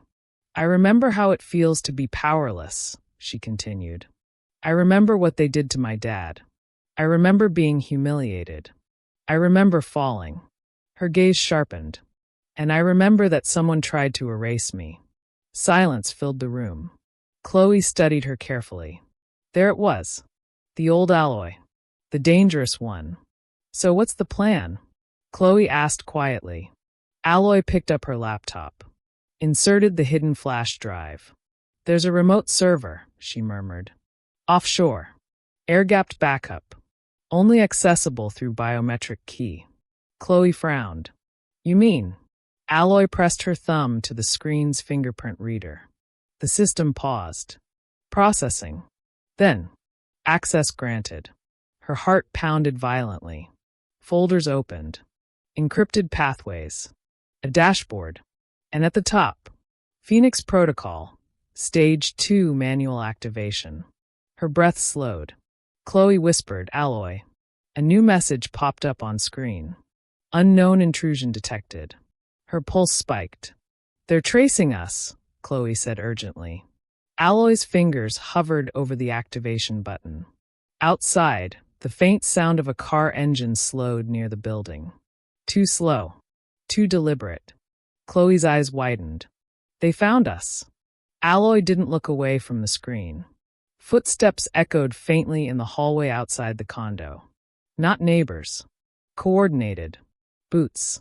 Chloe whispered, "Alloy, we need to move." A heavy knock slammed against the front door. "Open up." Federal agents. Alloy's heart pounded violently. Holbrook's people? Or real feds? She didn't know. Another knock. Harder. The door frame rattled. "Alloy!" Chloe hissed. Her thumb hovered over stage 2. If she pressed it, there was no going back. Assets frozen. Financial chaos. Political firestorm. Full war. The pounding intensified. "We know you're in there." Ethan stirred in the bedroom. Time ran out. Alloy's jaw tightened. And she pressed. Activate. The screen flashed red. Outside, the door exploded inward, and men with guns stormed the condo. The moment Alloy hit activate, the screen went black. Not crashed. Not frozen. Black.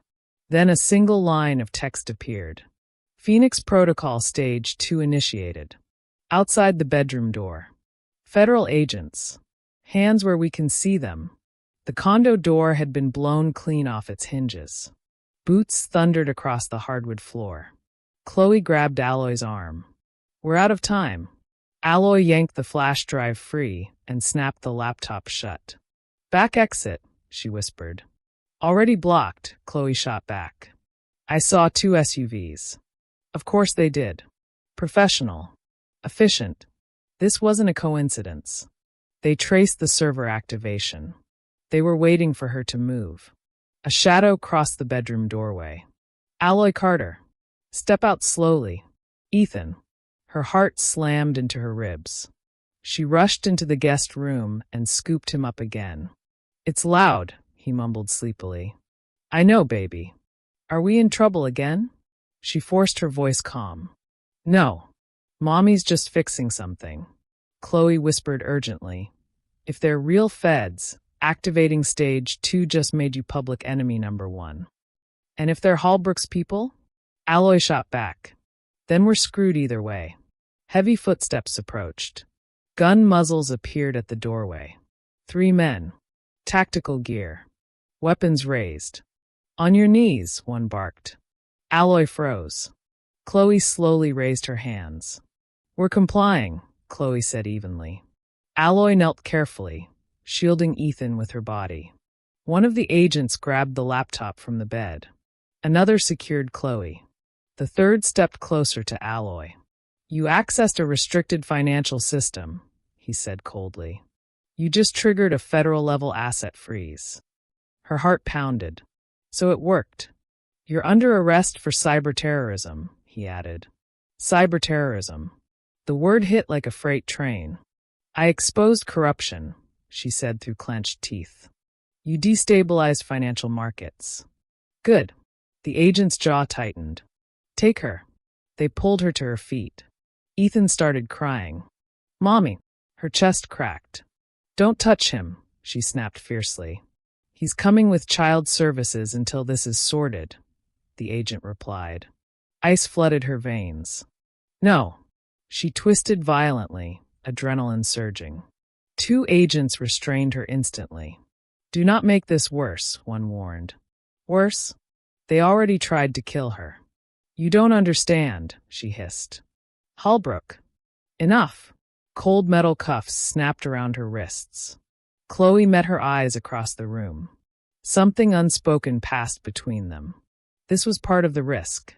The system always hits back. As they dragged Alloy toward the door, she caught a glimpse of something outside. Not just federal SUVs. Black sedans. Unmarked. Watching from farther down the street. Holbrook's people. Observing. Making sure the government did the dirty work. Her pulse burned with fury. "You think this cages me? You just made me louder." Across the city, Blackwood Industries headquarters was in chaos. Executives shouting. Phones ringing nonstop. Stock plummeting further. Banks freezing accounts mid-transaction. Board members screaming legal threats. And in a private hospital room, Damon stared at his phone. Headline after headline. Global assets frozen linked to Blackwood and Associates. Emergency Senate session called. Phoenix Protocol trending worldwide. He closed his eyes. She did it. Not because she wanted chaos, but because she refused to stay silent. His phone rang. He didn't need to check the caller ID. He answered anyway. "What did you do?" His father's voice roared through the speaker. Damon stayed calm. "I didn't do anything. You think this is funny? Markets are collapsing. Maybe they were built on something unstable." "Don't get clever with me," his father snapped. "Control her. She's not mine to control." Silence. Then a colder tone. "You forget who built your life." Damon's jaw tightened. "No," he said quietly. "I remember exactly." The line went dead. Damon stared at the ceiling. Alloy wasn't reckless. If she activated stage 2, it meant she believed she had no other move left. Which meant they pushed her too far. He ripped the 4 from his arm. Ignoring the pain, he swung his legs over the hospital bed. A nurse rushed in. "Sir, you can't." "I'm leaving." "You're still under observation." "I said I'm leaving." Because if Alloy was in custody, she wasn't safe. Not from the feds. Not from Holbrook. And definitely not from his father. Meanwhile, Alloy sat in an interrogation room. Gray walls. Metal table. Single camera in the corner. Classic. An agent entered. Not tactical this time. Suit. Polished. Controlled. He set a folder down in front of her. "You froze over $2.3 billion in assets." She didn't flinch. "Allegedly. This isn't a courtroom." "No," she said calmly. "It's intimidation." He studied her carefully. "You think you're a hero?" "I think I'm tired." "Of what?" "Of powerful men thinking they're untouchable." A flicker crossed his face. Annoyance. "You've triggered international investigations," he continued. "You've destabilized companies that employ thousands. Maybe they shouldn't be funded by corruption." He leaned closer. "You don't have proof." Her lips curved slightly. "You sure about that?" Silence. He tapped the folder. "You're not as smart as you think." She tilted her head. "Neither are you." He paused, then said quietly, "You think Holbrook is the top?"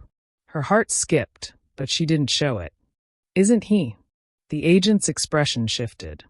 Almost pity. "He's a pawn." Her pulse quickened. "Then who's the king?" The agent straightened. "You activated something you don't fully understand." She held his gaze. "Try me." He studied her a long moment, then leaned in and whispered, "There's a reason your memory was erased." Her blood ran cold. It wasn't just to protect them. Her voice stayed steady. "Then why?" He held her gaze. "To protect you."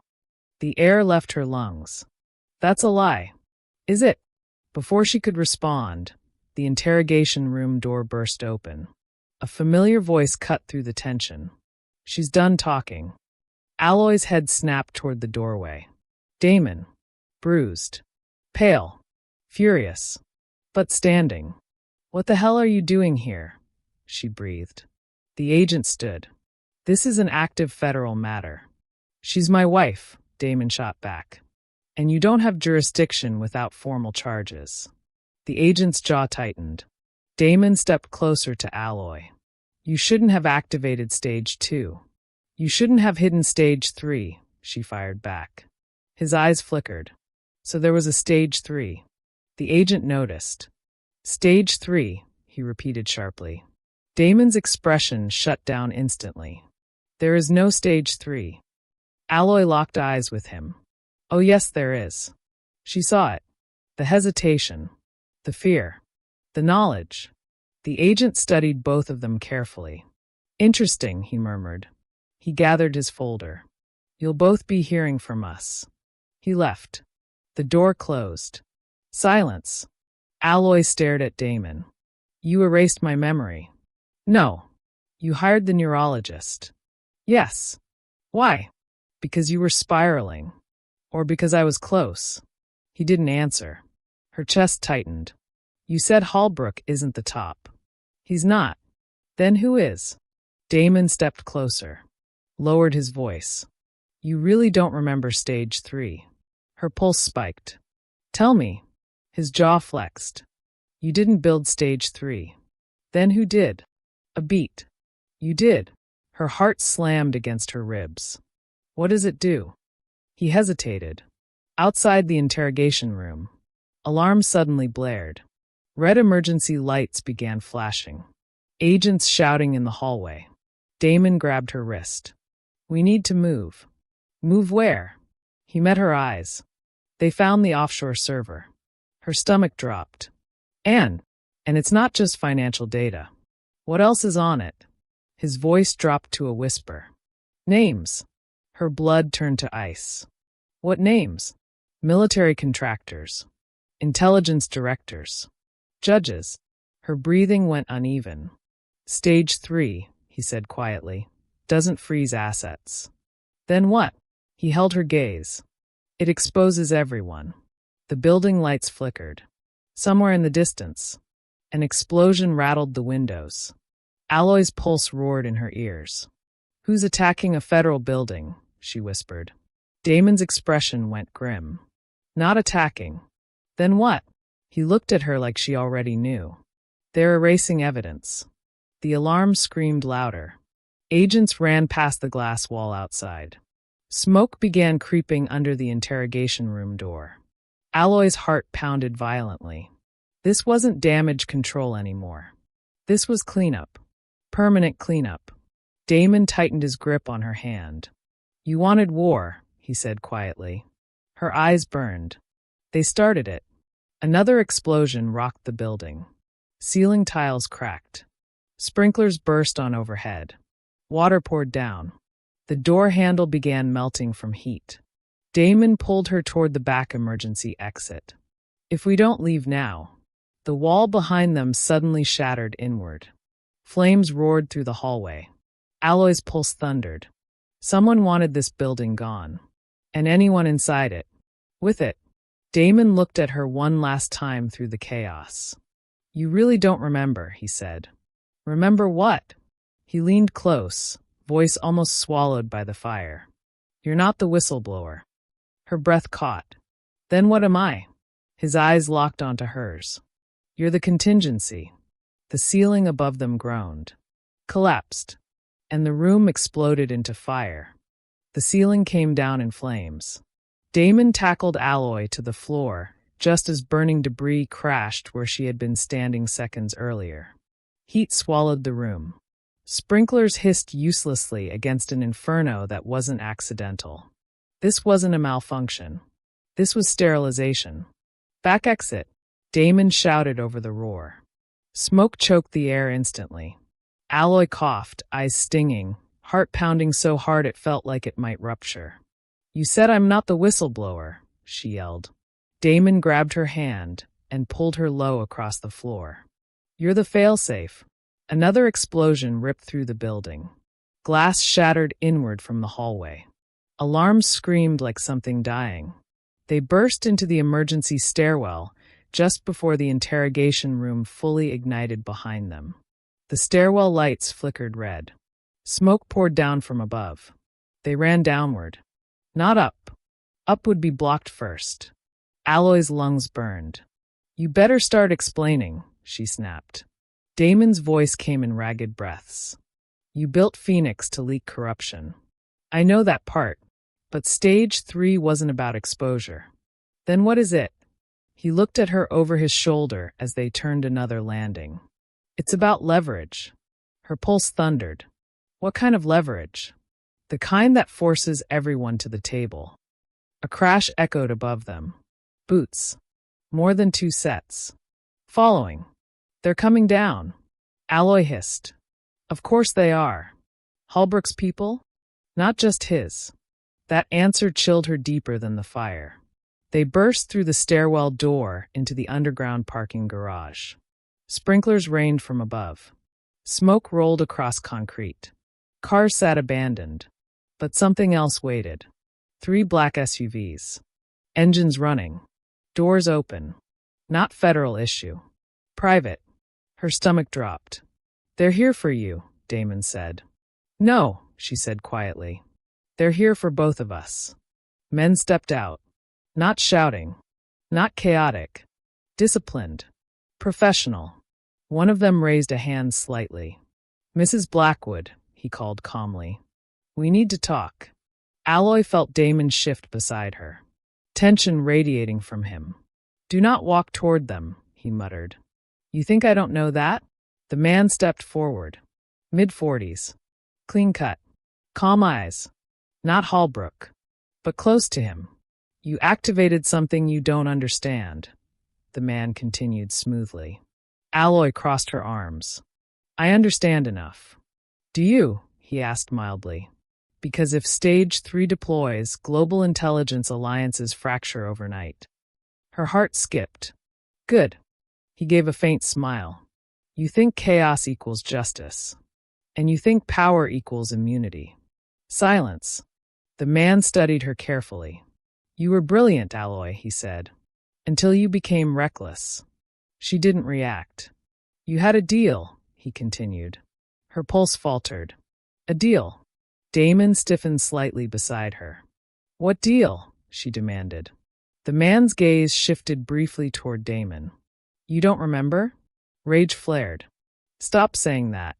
"You agreed to hold Stage 3, the man said evenly. "In exchange for immunity." Her heart slammed. "I would never." "You would," Damon interrupted quietly. Alloy's head snapped toward him. "What?" He met her eyes steadily. "You were going to release everything. And they threatened Ethan." Her blood ran ice cold. The man nodded slightly. Negotiations were persuasive. The garage suddenly felt too small. "You made a deal behind my back?" she whispered to Damon. "No," he said quietly. "You made it." Her pulse roared in her ears. "Why don't I remember that part?" The man answered calmly. "Because the neurologist ensured you wouldn't." The world tilted. "You erased that," she breathed. "Selective memory dampening," he corrected. "Temporary." Rage exploded through her veins. "You rewired my brain because I refused to play along?" "You were destabilizing strategic interests," he said simply. "And Ethan?" "He was leverage," the man said without emotion. Damon lunged forward, fury igniting in his eyes. "You don't say his name."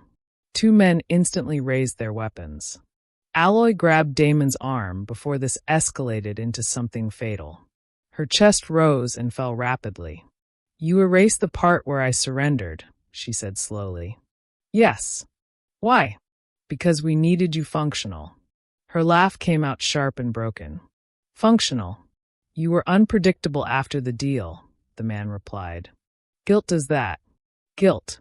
Her knees nearly buckled. "I agreed to silence Stage 3, she whispered. "In exchange for your family's safety," he confirmed. Her heart pounded violently. "And when I activated Stage 2? The man's gaze sharpened. "That voided the agreement." Silence stretched heavy. Damon's voice dropped low. "You shouldn't have touched her memory. You shouldn't have built the protocol," the man shot back. Alloy looked between them. "You both knew." "Yes," Damon admitted quietly. Her chest tightened painfully. "You helped them erase me." "I helped keep you alive," he snapped. Another engine revved. More vehicles pulling in. "Backup." The man checked his watch. "This conversation is over." 2 men stepped forward. "Alloy Carter," the man said calmly. "You're coming with us." "No," Damon growled. The man's expression didn't change.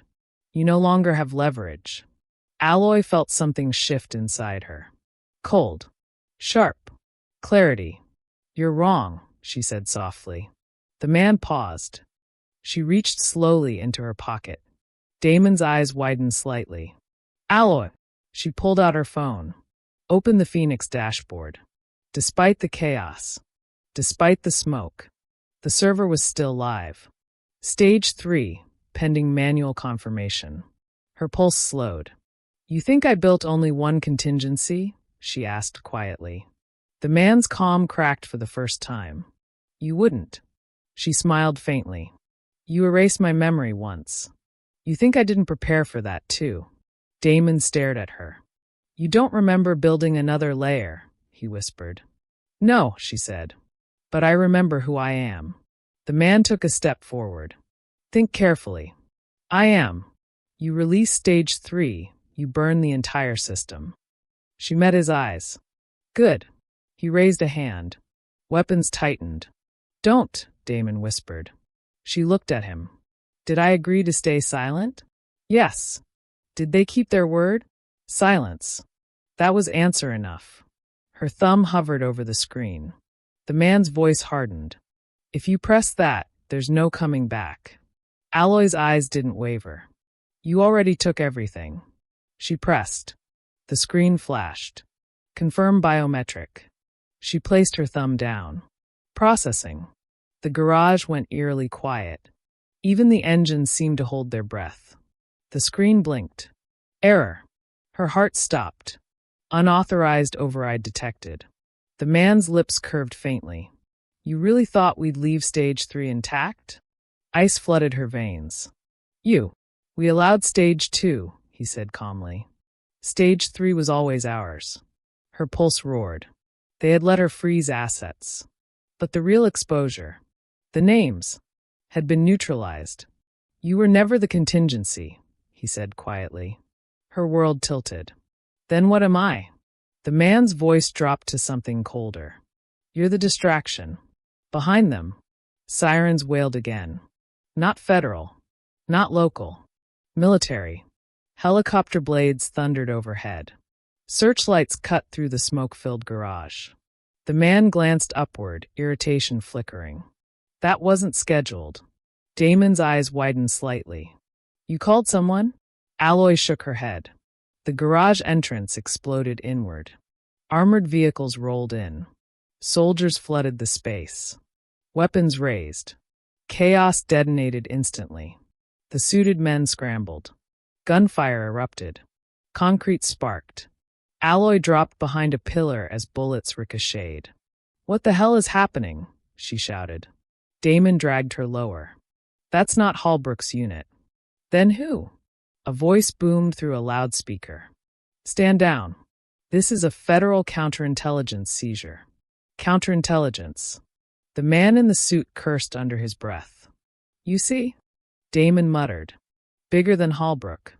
The suited men attempted retreat. But soldiers surrounded them fast.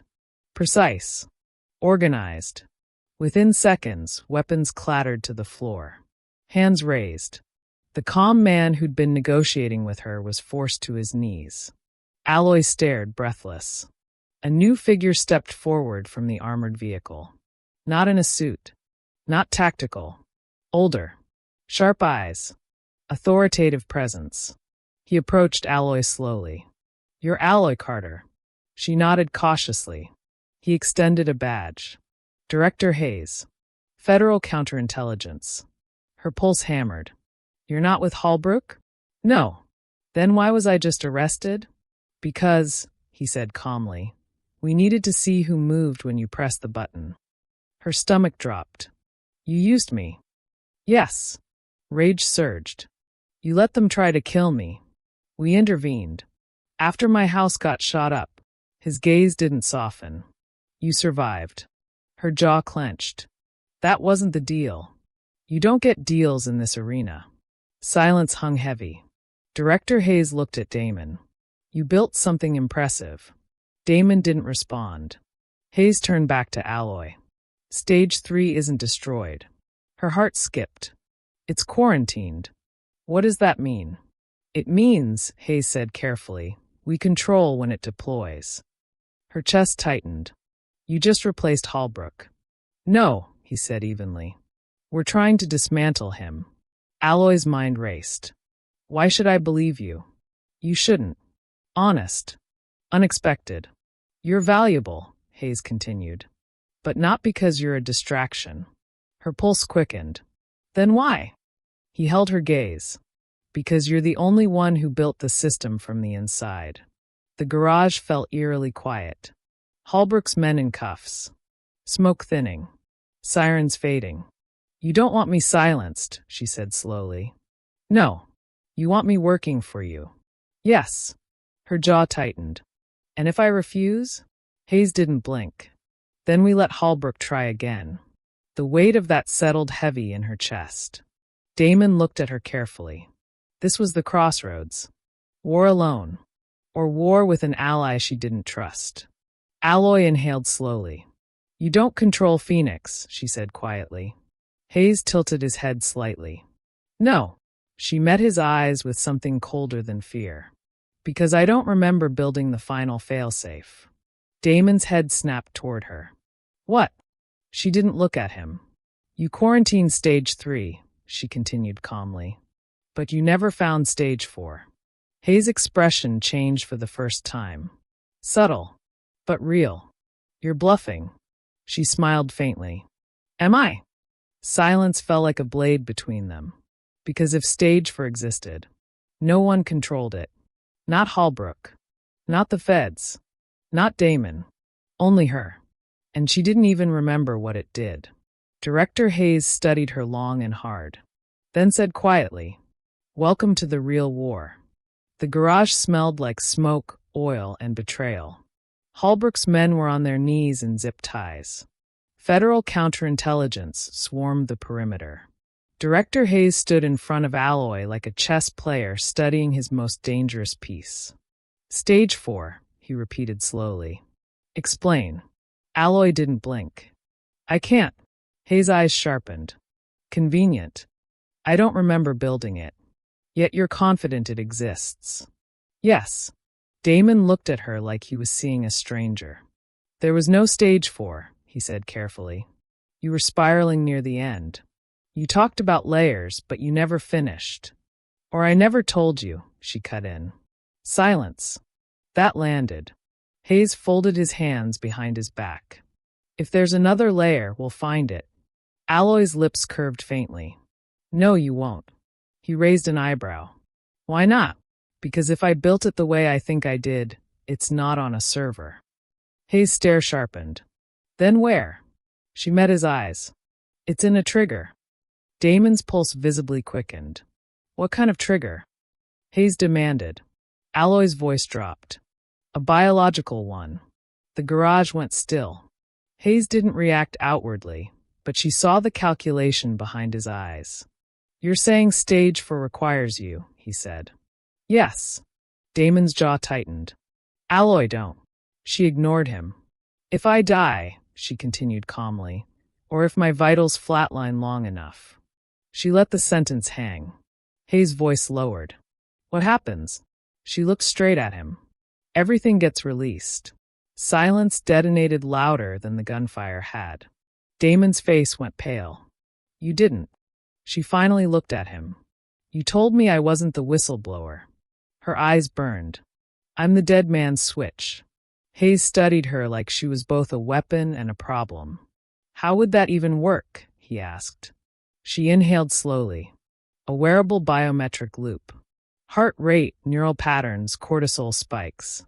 If it detects sustained termination signals without a manual override code. She shrugged lightly.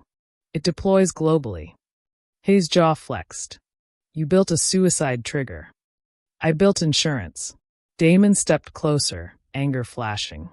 You tied global exposure to your heartbeat? I tied it to theirs, she shot back. Hayes' expression hardened. You realize what that means. Yes. You can't be killed. No. You can't be silenced. No. And you can't be fully controlled. Her lips curved faintly. Now you're getting it. A long, heavy silence filled the garage. Hayes exhaled through his nose. That complicates things. That was the point. Damon grabbed her arm. When were you going to tell me this? She met his eyes. You erased me. His grip loosened. Pain flickered there. I was trying to protect you. You were trying to contain me. That's not the same. It felt like it. Hayes cut in. Enough. His voice carried authority that didn't need volume. If stage 4 is real, we need proof. Alloy tilted her head slightly. You think I'd carry it on me? Hayes didn't answer. She reached slowly toward her collarbone, to the faint scar. Damon's breath caught. Alloy. She pressed 2 fingers lightly against it. After the fall, she said quietly, there was a second procedure. Hayes' eyes narrowed. The neurologist? Yes. Damon stared at the scar like he was seeing it for the first time. You told me it was scar tissue from the stairs. She held his gaze. It is. A beat. And something else. Hayes stepped closer. You implanted a device? She didn't answer directly. Instead, she looked at the soldiers surrounding them. At ease, Hayes ordered. Weapons lowered slightly. Alloy exhaled slowly. You quarantine stage 3, she said. But stage 4 doesn't live in code alone. Hayes' voice turned colder. If you're bluffing. I'm not. Damon's eyes burned into hers. You risked your life tying it to this? Her gaze softened just barely. I risked it the moment I pressed stage 2. Silence settled. Hayes finally nodded once. We move locations. Where? Damon demanded. Secure facility. Alloy didn't miss the tension in his jaw. You don't trust them, she said quietly. No. You trust Holbrook more? No. Then pick your poison. His stare locked onto hers. Don't die, he said. Something about the way he said it. Not controlling. Not manipulative. Raw. Her chest tightened painfully. I'm not planning on it. Hours later. Undisclosed location. Concrete walls. No windows. Secure facility. Alloy sat in a medical observation room while a team scanned her neck and collarbone area. Damon stood outside the glass wall, arms crossed tightly. Hayes watched the monitors. A technician spoke quietly. There's definitely something embedded. Damon's pulse spiked visibly. What kind of something? Hayes asked. Microbiometric transmitter. Custom build. Hayes' jaw tightened. Signal routing? The technician's eyes widened slightly. It's not transmitting outward. What? It's receiving. Alloy's heart skipped. Receiving what? The technician swallowed. A heartbeat. The room went still. Damon stepped forward. That's impossible. The technician adjusted the scan. No, not a heartbeat. A pause. It's linked to another biometric signature. Hayes' voice turned sharp. Whose? The technician looked up. Not hers.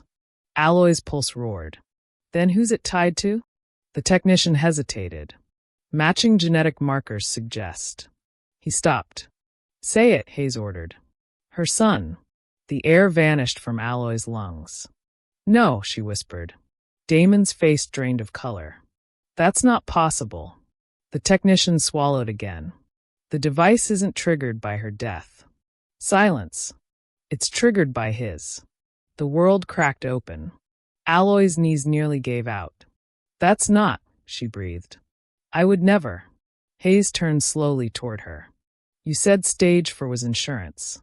Her voice shook violently. I would never tie that to Ethan. The technician zoomed the scan. There's more. All eyes locked onto the screen. The implant has a dual condition trigger. Hayes' voice was ice. Explain. If either biometric flatlines beyond 30 seconds. Silence. Stage 4 deploys. Alloy's heart shattered. I didn't. Damon burst into the room. You put him in this? She shook her head violently. I don't remember this. Hayes stared at her with something darker now. This is bigger than leverage. Alloy's breathing turned uneven. I would never use my son like that. Damon's voice cracked with fury. Then who did? Silence fell heavy. Because if she didn't build it, someone else did. Using her design. Using her access. Using her son. A cold realization slid into place. Holbrook didn't erase her memory just to contain her. He altered the failsafe. Turned her insurance into a hostage system. She looked up slowly. They hijacked stage 4. Hayes' eyes narrowed. Meaning I built the framework, she whispered. But someone rewired the trigger. Damon's jaw clenched. Holbrook. Alloy shook her head slowly. No. Both men looked at her. Holbrook's arrogant, she said quietly. He wouldn't dirty his hands with technical rewiring. Then who? Hayes demanded. Her heart pounded violently. Someone with access. Someone inside the system. Someone who knew Phoenix architecture intimately. Her gaze drifted slowly toward Damon. Not accusing. Calculating. He saw it. You think I did that? He asked, wounded. I don't know, she said honestly. Hayes watched the exchange carefully. There's another possibility, he said quietly. Alloy looked at him. What? He met her eyes. You built it yourself. The words hit like a blade. No. You don't remember negotiating, Hayes continued. You don't remember surrendering stage 3. That doesn't mean I'd use my child. Desperation rewires morality, Hayes said evenly. Damon shook his head. She wouldn't. Hayes didn't blink. She already froze global assets. Silence. Alloy's mind raced. Would she? Would the version of her that was drowning in rage and fear and justice tie the world's exposure to the one thing no one would dare touch? Her son? Her pulse trembled. I need to see the code, she whispered. Hayes nodded once. The technician pulled up a digital reconstruction. Encrypted pathways. Trigger logic. Conditional branches. Alloy leaned forward slowly. Her eyes scanned patterns. Recognition sparked. Then, horror. That's not my encryption style, she whispered. Damon stepped closer. You're sure? Yes. She pointed at a specific sequence. I use recursive layering here. This is linear override logic. Hayes' eyes sharpened. So someone modified it. Yes. Silence fell. Because that meant one thing. Someone had access to her body. After the fall. During the neurologist procedure. Damon went still. The doctor. Alloy's blood ran cold. The private neurologist Damon hired. The one who handled her memory dampening. Hayes' voice dropped dangerously low. Name. Damon swallowed. Dr. Victor Kessler. The technician's fingers flew over the keyboard. A moment later, he looked up. Dr. Kessler died 6 months ago. Alloy's heart stopped. How? Single car accident. Silence crushed the room. Damon's voice was barely above a whisper. That wasn't an accident. Hayes nodded slowly. Clean up. Alloy's pulse pounded violently. Which meant the only person who knew the full modification was gone. Or so they thought. Her phone buzzed. In a secure federal facility. No signal. No reception. But it buzzed. All heads turned. Hayes' eyes darkened. That's impossible. Alloy pulled it from her pocket slowly. No caller ID. Just one message. Stage 4 is not hijacked. Her heart slammed. Another message followed. It was always about balance. Her fingers trembled. Last message. Check Ethan's watch. Her blood turned to ice. Ethan's watch. The small digital smartwatch she bought him last Christmas. Her mind raced violently. If the implant in her neck was receiving, not transmitting, then stage 4 wasn't anchored to her. Or Ethan. It was anchored to something else. Something portable. Something wearable. Something that moved freely. Her breathing became shallow. They didn't hijack stage 4. They relocated it. Hayes' voice cut through the tension. What's on the watch? Alloy looked up slowly. Eyes wide. It's not a watch. Damon's face drained of color. Then what is it? Her voice dropped to a whisper. It's the trigger. Silence exploded. Because if that was true, then the real dead man's switch was strapped to her 5-year-old son's wrist. And neither Holbrook, nor the feds, nor even she, fully controlled it. For a full 3 seconds, no one in the room breathed. Then everything moved at once. Get me that watch, Director Hayes ordered sharply. Alloy was already shaking her head. No sudden moves. Hayes' jaw tightened. It's attached to a child. It's attached to a system, she corrected, her voice ice-steady despite the storm in her chest. And if it's what I think it is, yanking it off blindly could trigger the failsafe. Damon's face had gone completely pale. You gave him that watch, he said hoarsely. Yes, she whispered. You programmed it? I don't remember. Silence. That was worse than a yes. They pulled up Ethan's device records on the screen. A simple kid's smartwatch. GPS tracking. Heart rate monitor. Messaging feature. Harmless. Except it wasn't. The technician overlaid the signal pattern from the implant in Alloy's neck with Ethan's device metadata. The waveform aligned perfectly. Hayes exhaled slowly. The watch isn't the trigger itself. Alloy's pulse pounded. Then what is? It's the roaming authentication key. The words hit like a gunshot. Damon's voice dropped. Meaning? The technician swallowed. Stage 4 doesn't activate from death alone. It activates if both biometrics flatline and the roaming key is not within a defined proximity window. Alloy's heart skipped violently. So if I die, she began slowly. And Ethan is not physically near you, the technician finished. Then it deploys, she whispered. The room fell into suffocating silence. It wasn't tied to Ethan's death. It was tied to separation. Insurance. Layered, brutal, genius insurance. Damon stared at her like she was something terrifying and brilliant at the same time. You made it so they could never take him from you, he said quietly. Memory fragments flickered. Hospital bed. Fear. Negotiation room. Holbrook's cold smile. A deal on the table. You stay silent. Your family stays safe. Her younger self, terrified but calculating, thinking. If they kill me, they lose control. If they kill my son, the world burns. If they separate us, the world burns. Balance. It was always about balance. Her breath caught. I remember, she whispered. Hayes looked sharply at her. What? I didn't weaponize Ethan, she said, tears filling her eyes. I protected him. Damon's voice cracked. By tying him to global exposure? No, she said, shaking her head. By making him untouchable. If Ethan could never be separated from her without triggering catastrophic exposure, no one could kidnap him. No one could relocate him. No one could use him quietly. Because the moment he disappeared beyond proximity, Stage 4 detonated. Hayes leaned back slightly. You forced mutual destruction. Alloy nodded once. Yes. Her phone buzzed again. Still inside a signal-jammed federal facility. Everyone froze. Hayes' eyes hardened. Track it. The technician shook his head slowly. It's not coming from outside. The message appeared on screen. You're finally remembering. Alloy's heart slammed. Another message. I told you it was about balance. Damon's jaw tightened. Who the hell is this? The final message appeared. You built Stage 4 with me. The air shifted.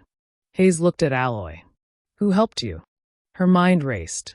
Damon helped with Phoenix. But Stage 4. That was different. Deeper encryption. Different architecture. Different style. A face flickered in her memory. Not Holbrook. Not Kessler. Not Hayes. A quiet presence in the background of campaign fundraisers. Tech panels. Charity galas. A woman. Sharp. Observant. Always underestimated. Her breath caught. Holbrook's chief of staff, she whispered. Hayes' eyes narrowed. Name. Marissa Vale. The technician's fingers flew over the keyboard.